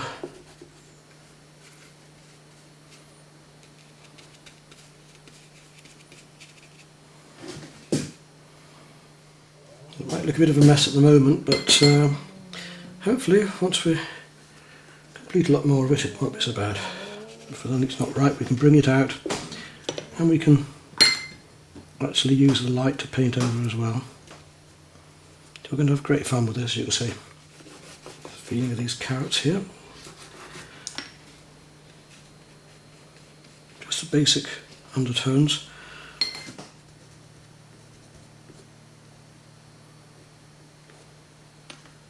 You see the thing starts to come together a bit now. Bit by bit, I'll fill in these bits of white so we get some tones and some colour coming in a minute.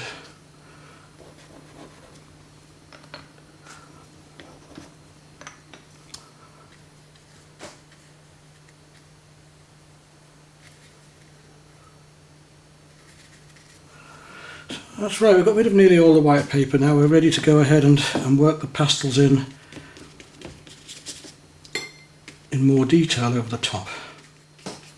Feel our way around these crisscrosses of beams going on back here.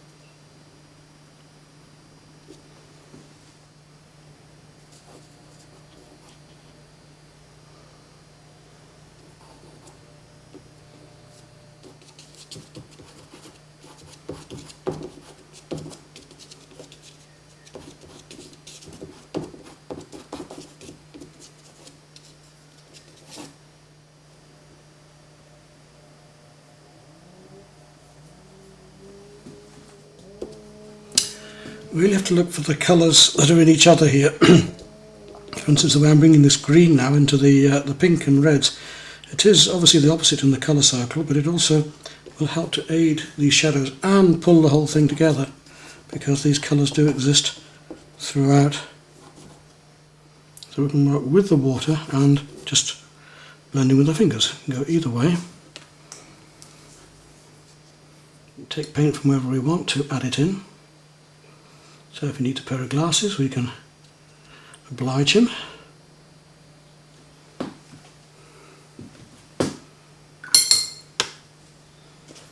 and then of course we can go back over with our lighter colours.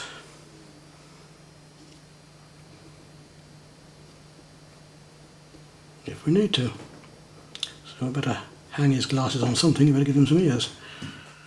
Keep looking at these positive and negative shapes, in other words dark and lights.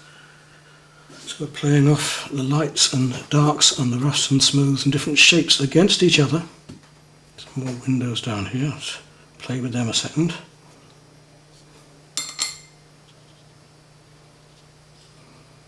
Pick some paint from somewhere else and put it in. And then go back to the window frame. Just flick some in. Suddenly you find the painting is almost complete. It just sort of appears, but you have to know when to stop as well. I think we're almost there now. Carefully look at one or two of the colours. Just a little bit of drawing there to bring the hand out. One or two of the darks. And there we are. I reckon that's all we need to do. Now, obviously I normally assign on the right hand side, but I wonder in this case if it might be better on the left. Let's have a look and see. If I put it there, it's going to detract from that bunch of bananas. So if I put it here, it's going to be more a part of the composition. So let's think about that, if I can reach it.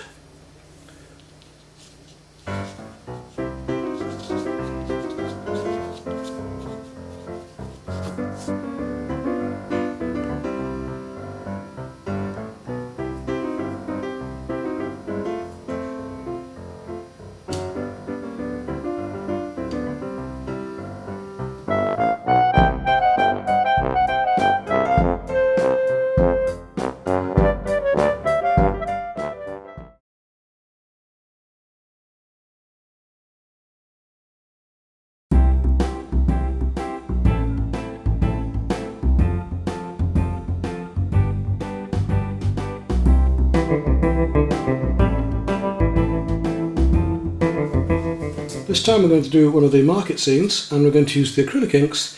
We may use some pastel afterwards if we really need to, but I'm hoping to do most of it, really enjoying these really vibrant bright colours of the inks, working them wet into wet as a watercolour and gradually working them up in detail. And if I need to, I'll use a bit of pastel at the end, but we'll see. These FW acrylic inks are waterproof once they're dry. So whilst we want to work wet into wet, we have to keep them wet, and we may need to use diffuser or spray for that. Something for instance like this, which you can spray by just pressing it. I'm going to work with my over mop it first and keep my water fairly close by. Still, as in watercolour, we're going to use the lightest colours first. Let's look at this lady here. With the acrylic inks, if we use them thinner, they'll become transparent. So let's have a look at wetting the whole of this lady's coat, just to paint it bit by bit with a very thin coat of turquoise first of all. Then I'm going to drop in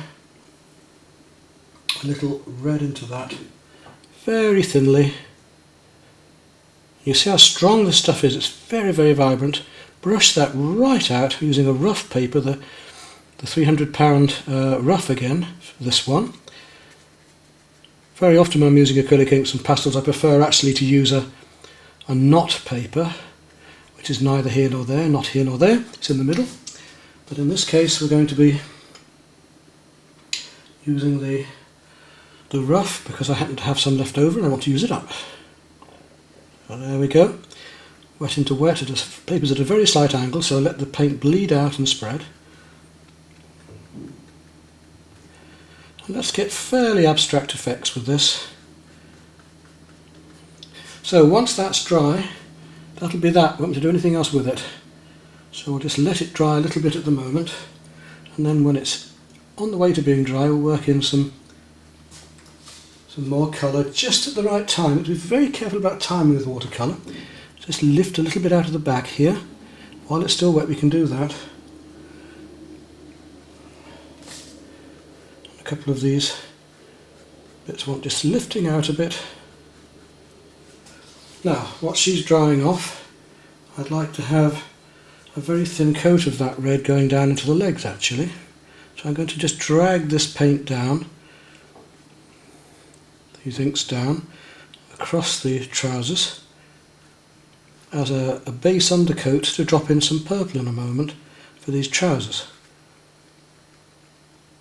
And there we go. Now down to that I'd like to drop some purple. It shouldn't spread too much upwards because the paper's on a slight tilt downwards. That's that. And into that I'm going to drop some Prussian blue to be much darker in the shadows, and look at the lovely effects we can get down the shadow of that leg there.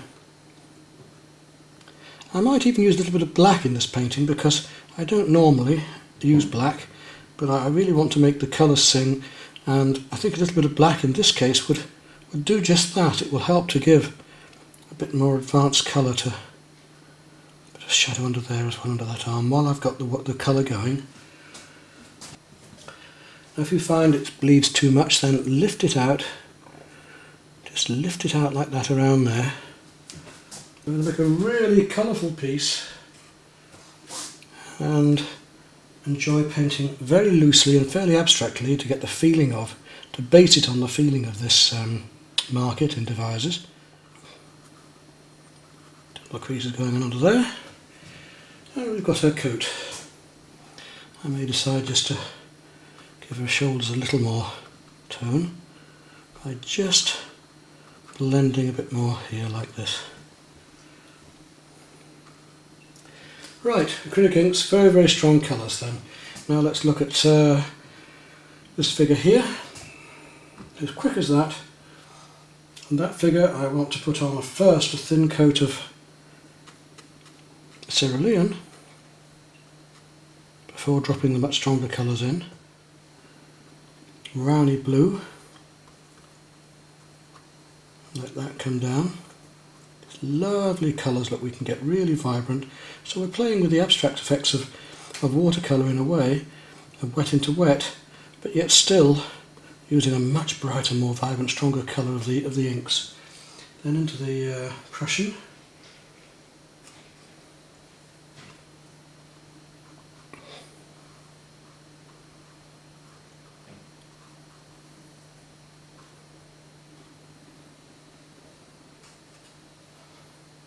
So we're mixing on the paper. This figure back here, we'll have a bit of fun with him. Let's paint that Prussian very thinly.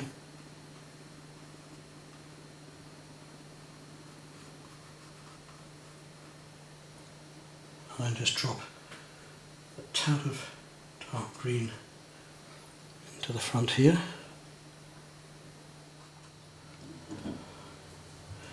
So this guy's got a mid-grey t-shirt on as well. We'll try and do it just in a couple of strokes each time. We'll use the grey for his hair too, and this one too. Just thin that down a tad because it's almost white, and he'll want some stripes over him in a minute. We'll whip his t-shirt in.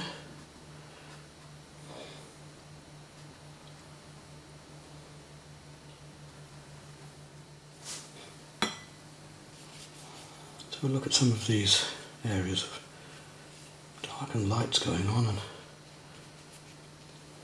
there's some interesting crisscrossing of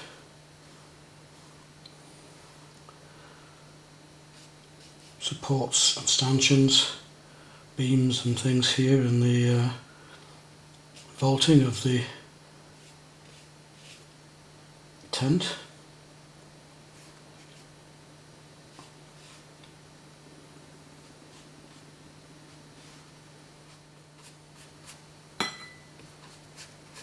You can see how it soaks into the paper very quickly, which enables us afterwards to be able to put these glazes of the inks on as well.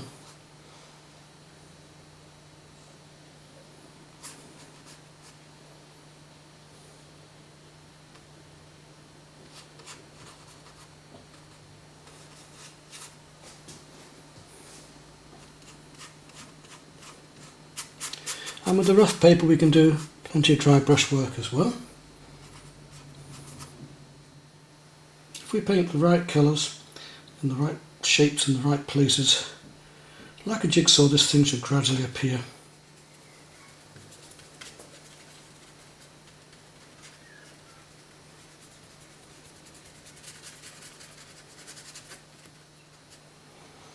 The paint being slightly opaque, it is possible for us to paint some of these a little bit more over the top, like this afterwards, which is rather fun. So loosely something like this can be done. It's great fun, it really is. I'm really enjoying doing this. But you've got to take that chance to keep loose. It's not easy, because it's very tempting to start to want to paint into details to be safe. These oranges here, a lot of fun. Eyeballs coming down into it.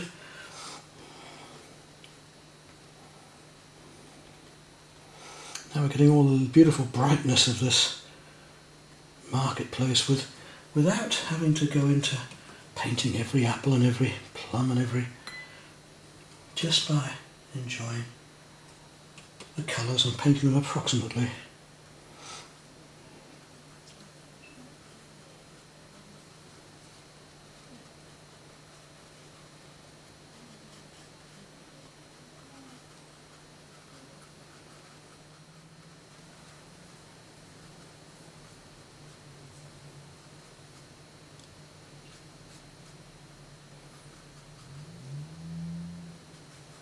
To indicate these bananas, I'm going to paint them in detail.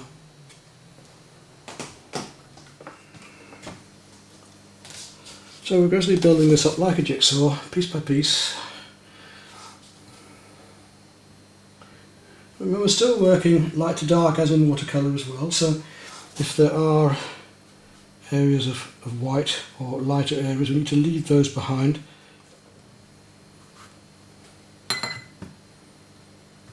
Some of these colours it is actually quite hard to get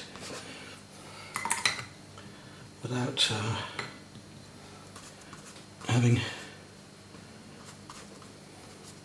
to mix the exact colours I want.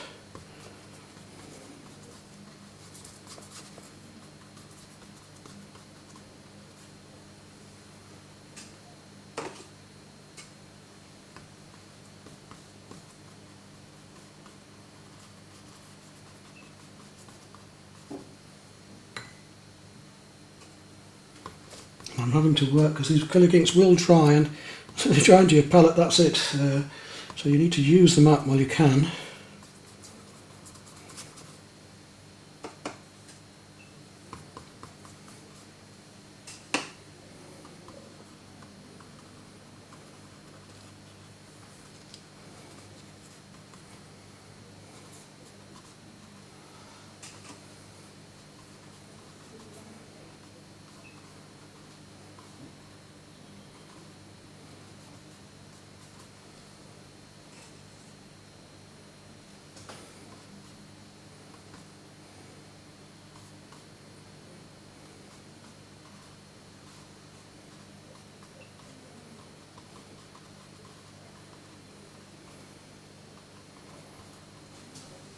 See these lovely effects we can get with these acrylic inks, really bright, really vibrant.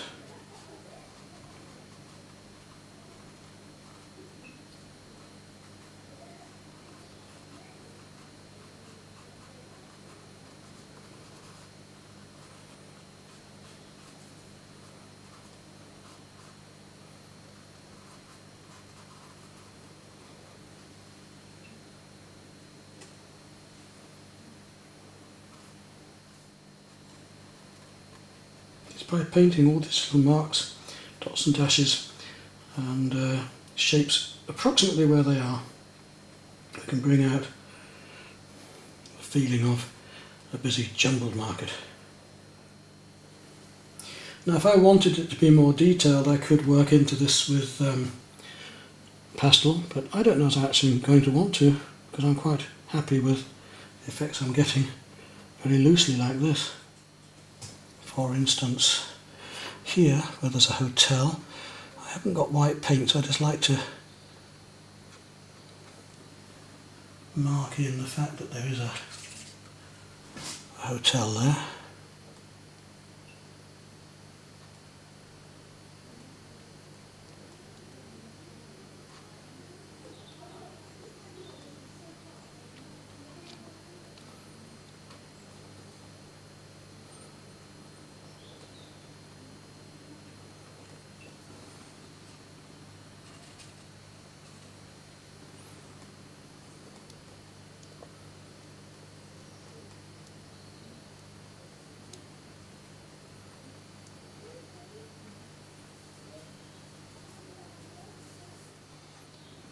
Just to give us a feeling of a bit more detail, just here and there. And do we need to go much further? I don't think so really. I don't think we need to at all. Just going to add a little bit more patterning in here and there to bring the lights against the darks. Right, this painting could be left as it is now, nice and loose and fluid, but I'm going to do another experiment, take it a bit further.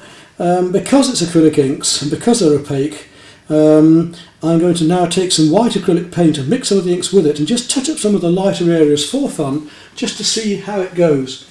Because I think we can take it a stage further. I don't want to overdo it, but I would like to just pull some of the colours out here and see what can be done. So I'm using the pure acrylic ink now and some white acrylic to just pull out some of the highlights, bring the fruit back a bit. We've lost it a little bit with the wet into wet.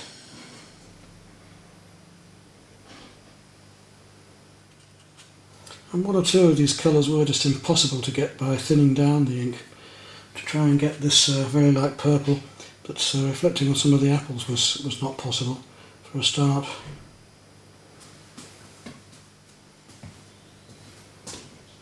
Little things like that we lost. I can just flick in with a bit of dry brush work to indicate post and any other little light areas that might just help, like the hand here. Just a little texture of the dog there. Maybe we'll just tighten up on a few little bits that have been lost. As the colours dry out, they've sunk a bit. So I need to bring them back.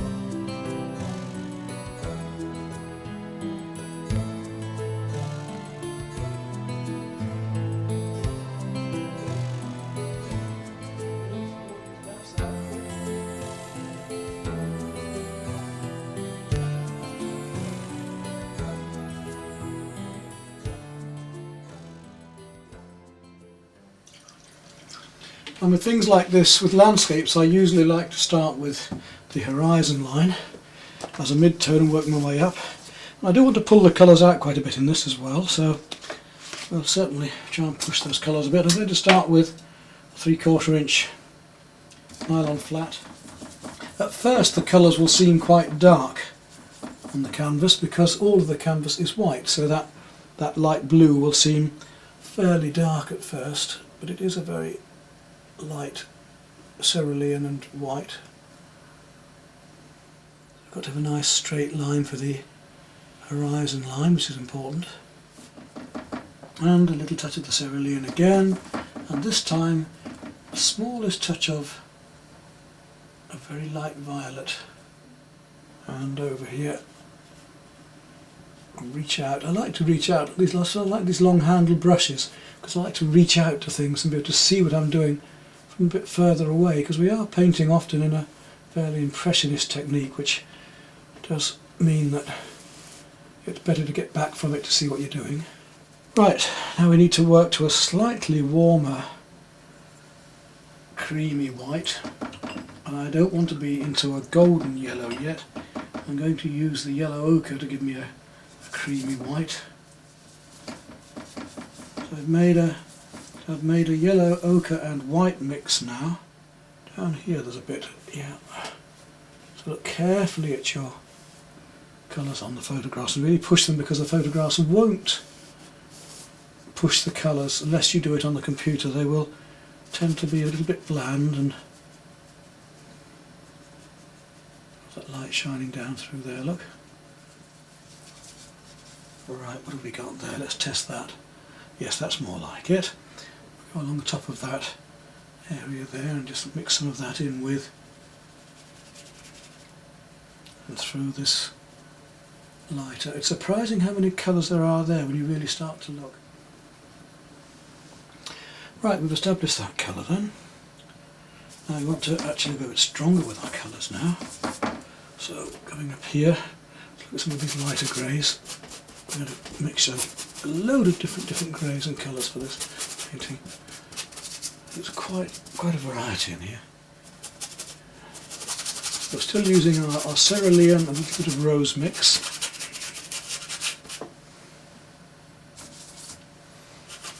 A fair amount of terps in it to get it to get the back right into the canvas. A more yellow ochre mix of it up here.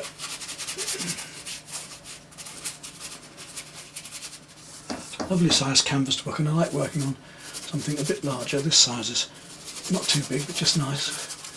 Right, now we've got to get stronger with those colours, lighter and darker. Look at the different warms and cools there still. So I'm going to go to some cobalt blue now. Cobalt blue, and mix it in the same mix. And add a touch of yellow ochre to it and a touch of rose to it still. And just feathering in, just tickling with the end of the brush in short strokes is called feathering in art. Feathering in these short strokes of greys. Right, we go stronger still, because now we're going to use some ultramarine and white, and again a warm into it. I'm going to add a little, now I'm going quite strong, a little burnt sienna now into my ultramarine and white to give it a lovely purpley blue grey, but a very dark one still. Look at that now. We're going to go darker yet. We haven't finished yet by any means. So you can see now the lighter colours that looked very dark when we first put them on are now not looking so dark. They're now lightened up against these darker colours that I've put on since. Right, and we go darker still. Then we'll take the ultramarine yet again, same colours, and again a little bit of burnt sienna, because we've still got much darker. I'm going to use a very strange grey in a minute. I'm going to mix some alizarin and viridian, which will give me also give me a very nice grey. People say, how do you make greys? Well, if you tend to mix the secondary colours, your primaries being the red, yellow, blue, if you start to mix the browns and the blues and the greens and the browns, you'll start to get some lovely different greys. They're called the tertiary colours. Your primary, secondary and then tertiary. Getting some depth to that now, you see. These little strokes just modelling into the clouds. Now, I have Iridian and alizarin. It's a very interesting colour mix to do, and you'd think it would be awful, but actually it does make quite a nice grey. It'll give me either a greeny warm grey or a more purple grey, so I've got to go carefully on this now. I'm going to get some green into it first, because the green is there. Just start tinting in this green grey to those clouds, especially when we get the greens down below. It'll make more sense because the greens in the actual grasses and so on will start to link to it, so it'll unite the whole painting together. Anybody looking at the painting probably wouldn't even notice it was a green, or if they were looking at the photographs they wouldn't realise, but again it's through a lot of experience in painting out of doors as well. I mean, I don't mind doing studio paintings, but I do like to be able to paint from life as much as possible. Now back to our ultramarine.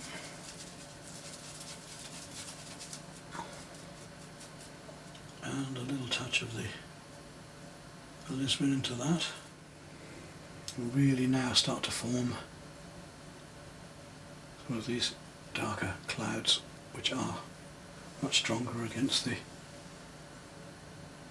lighter ones. And we've almost got our sky sorted there, just a little bit more these effects of the rays of light coming through here and there. Right, I want a little bit more warmth up here, so I'm going to add a slightly more pink, orangey pink. Yes, that's helping it a bit. Need a little bit more pink up there amongst these blue greys. You see the difference they're making? They're just blending and painting together now. And that will, when you get the rest of the painting in down below, that will have a lovely effect of distance to it. And there we are. I think we'll leave the sky at that. We might need to do a little bit more later at the very finish of the painting, but I don't think at this stage we do. Let's look at this cloud area here now before we carry on painting, and in more detail. You heard me mixing the colours and saw me mixing the colours, but let's look back on what we've actually painted. Here in the cerulean blues and the violets and the various mixtures of greys. Here's a little here's a diagram to show you where the colours are that I've mixed and where I've placed them, to give you a reminder of how we made this quite complicated sky. I think we need to soften some of the clouds slightly, so I'm going to just come back in with my brush while it's still clean and just soften in some of these edges that are maybe a bit crude or a little bit too strong.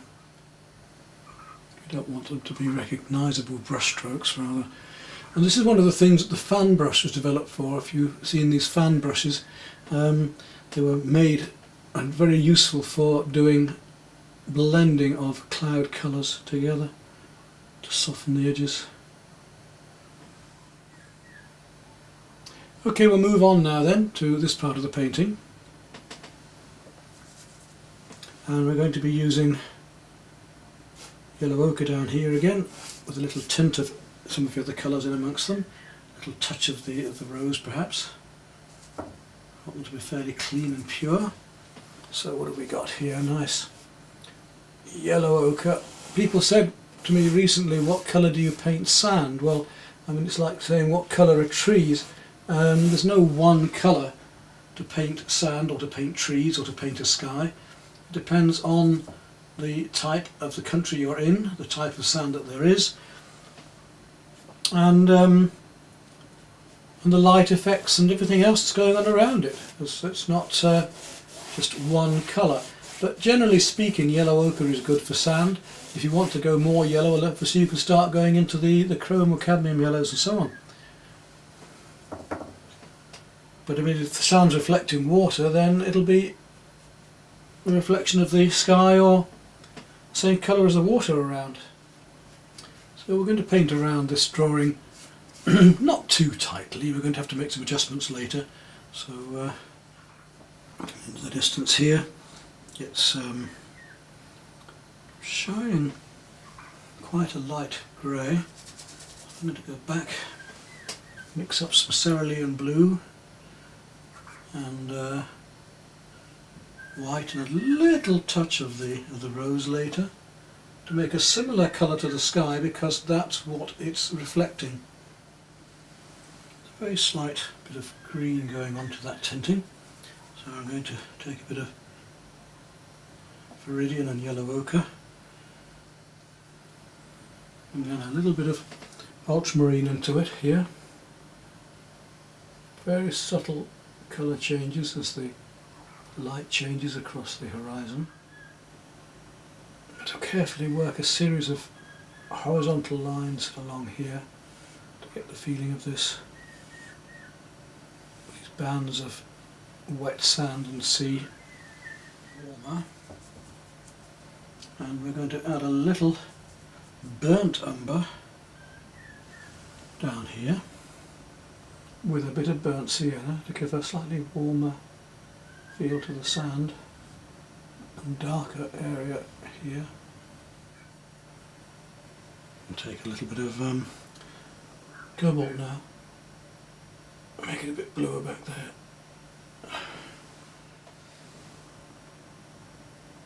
So these warms come down here. I'll play with them. This is yellow ochre and white and a little touch of the burnt sienna, not too much. And the yellow ochre and white to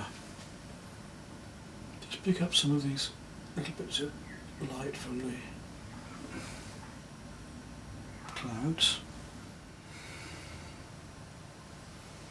Tiny bits of colour, but very important bits of colour to play against the different warm and cool blues again. Get the feeling of sea out there.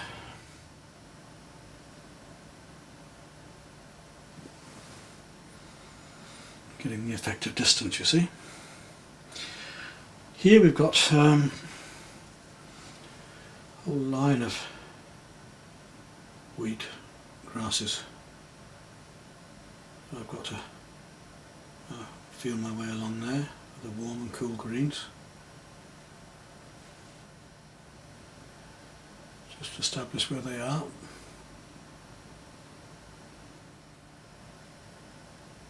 And there's some quite strange cool and warm greens going on. Yellowy greens that are warm and bluey greens that are cool. And we'll just get the basic shape of the horse in and do the fine drawing at the end. So now we can come back into this and cut back into the shape to get that leg right.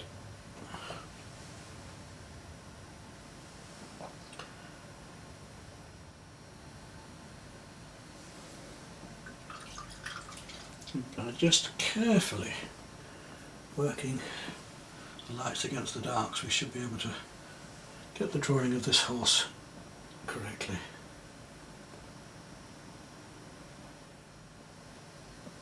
A bit of green on the back side, reflecting that sky again. Cobalt blue with those trousers, I reckon. Blend that in. And where the light shines just across the top of the trousers there, a little of the burnt sienna mix. And then the face, so back to the burnt sienna on the face, I think. A little touch of blue.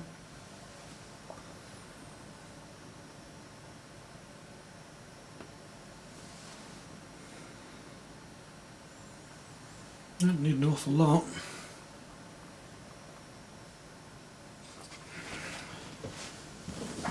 As we get the canvas covered and the white disappears, you'll be able to see the colours more clearly.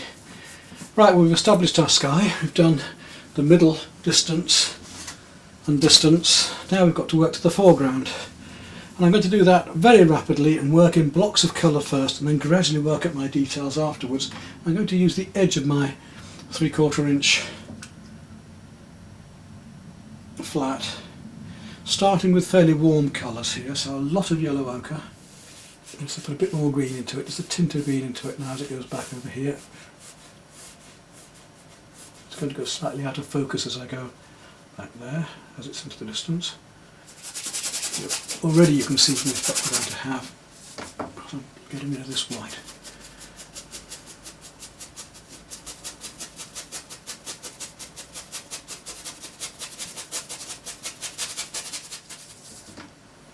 This is where we start to change the colour slightly. You see I'm already starting to work into this with more burnt sienna, for instance, to change these tones slightly as we go along. And more grassy colours here in the foreground as well. So we'll start to work in some of the browns here, a bit of burnt umber and yellow ochre. Right, it's a slightly stronger grey blue now. I'm going to my cobalt and again a bit of the yellow ochre still. Start to make some stronger greens coming through in the foreground.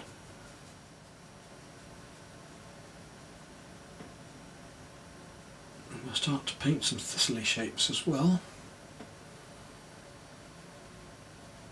So the brush is being used to push and go slightly sideways now.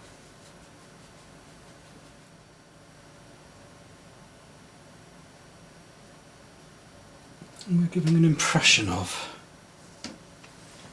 these thistles and other plants that are growing.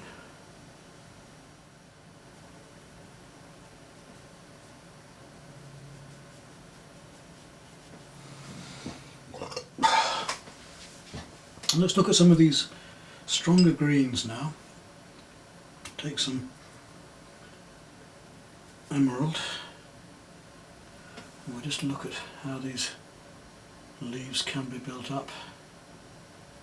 These cool reflecting greens. Now with a smaller brush. And it's the same with the grasses as well.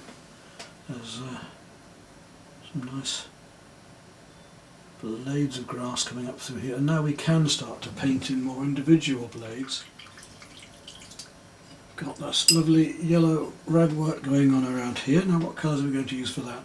Well, we'll start with our lightest one in fact and get on a pure lemon yellow, I think, if I can get it to go on without. So just by blobs of colour we can give the effect of these flowers and plants, not having to paint in detail. So traditional landscape, beachscape, with traditional techniques, figurative painting, but when we say figurative painting, there's always that element of abstract in the figurative, isn't there? It has to be. These colours, the way we're placing them on the textures, you know, if we enlarge any part of this, they would be quite an abstract painting. And now you see these golden yellow sands in the background. You wouldn't paint sand with this sort of yellow. They are a golden yellow, the sands, so we use the yellow ochre. And now we're using this pure cadmium chromes and lemon yellows for the flowers, which are that warm, bright yellow. And if we'd used the wrong yellow in the first place, these just would not have worked. I want to go slightly warmer yet, so I'm going to go down to my cadmium orange yet. And some, just a few oranges amongst there to really make some of these colours sing a bit more. Okay, let's have a look at some of these thistles now. Pink thistles. And we want to paint the light areas first on these, and then go underneath them with the darks. Now what colour are they? Well, I'm going to take a very light violet at first. because they're not going to just be one colour, they're going to be probably 2 or 3 colours. If we start those off. But this is why it's so important to look at your individual colours as you go along and compare and make sure you're getting the right colours in the right places, because one colour affects another, and the cools of these are going to affect the warms of the... how about these warms? Well, let's try it with the rose first.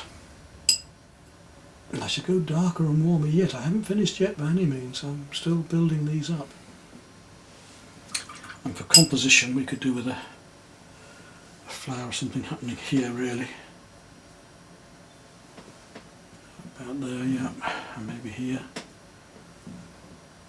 We've got to think about the thing abstractly still, and it still is an abstract painting, so we've got to still look to where these colours are coming. Now let's take some different red altogether and just see what we get with that. Because of the thistle heads, which we haven't got yet. Now let's have a look at these thistle heads. We'll take some light red, so we'll take some Indian red now, just see what that does. And that pulls it back together because they were standing out almost too much there. I don't want them to look like a sore thumb. And we'll look at some of the little bits of grass we can flick in with that. And that might seem fairly yellow, but we know again what it is. Let's have a look at some of these little bits of grasses. We'll start flicking in some grass tips. Just see the tip of the brush and look at the grass seed growing. Different directions, vary the directions of them. The wind's blown them over, they're not going to all be dead straight. Right, coming off the edge of the canvas, don't make a border down the bottom of the canvas, do follow right up and through and make the warm seem warmer, because this is a very cool, this is my Viridian green now, use pure, and there's very few times when you can use either pure Viridian or alizarin crimson. You've got to really have built up your painting till the very end before you think you can actually have a strong enough colour like this to put on. And I could go darker yet because I've still got my Prussian blue to use if I wish to, which is even darker. It's our deepest of the greens. It's the deepest of the blues, beg your pardon. Greens talking about. Okay, I'm going to change to one of my longer thin brushes, and I think we need to whip in a little bit of the paint carefully in a few of the lighter coloured leaves on the thistles. Just the three-dimensional effect that we're after. So to go back and get some cerulean blue and some white, because that's in the sky and the sea, and I've got a pretty good idea, having painted outdoors so many times, that some of that is going to be reflecting on the leaves.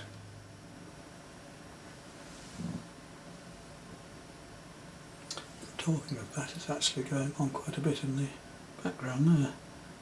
So I'm going to bring some of that down through into here to link that together, to pull that together.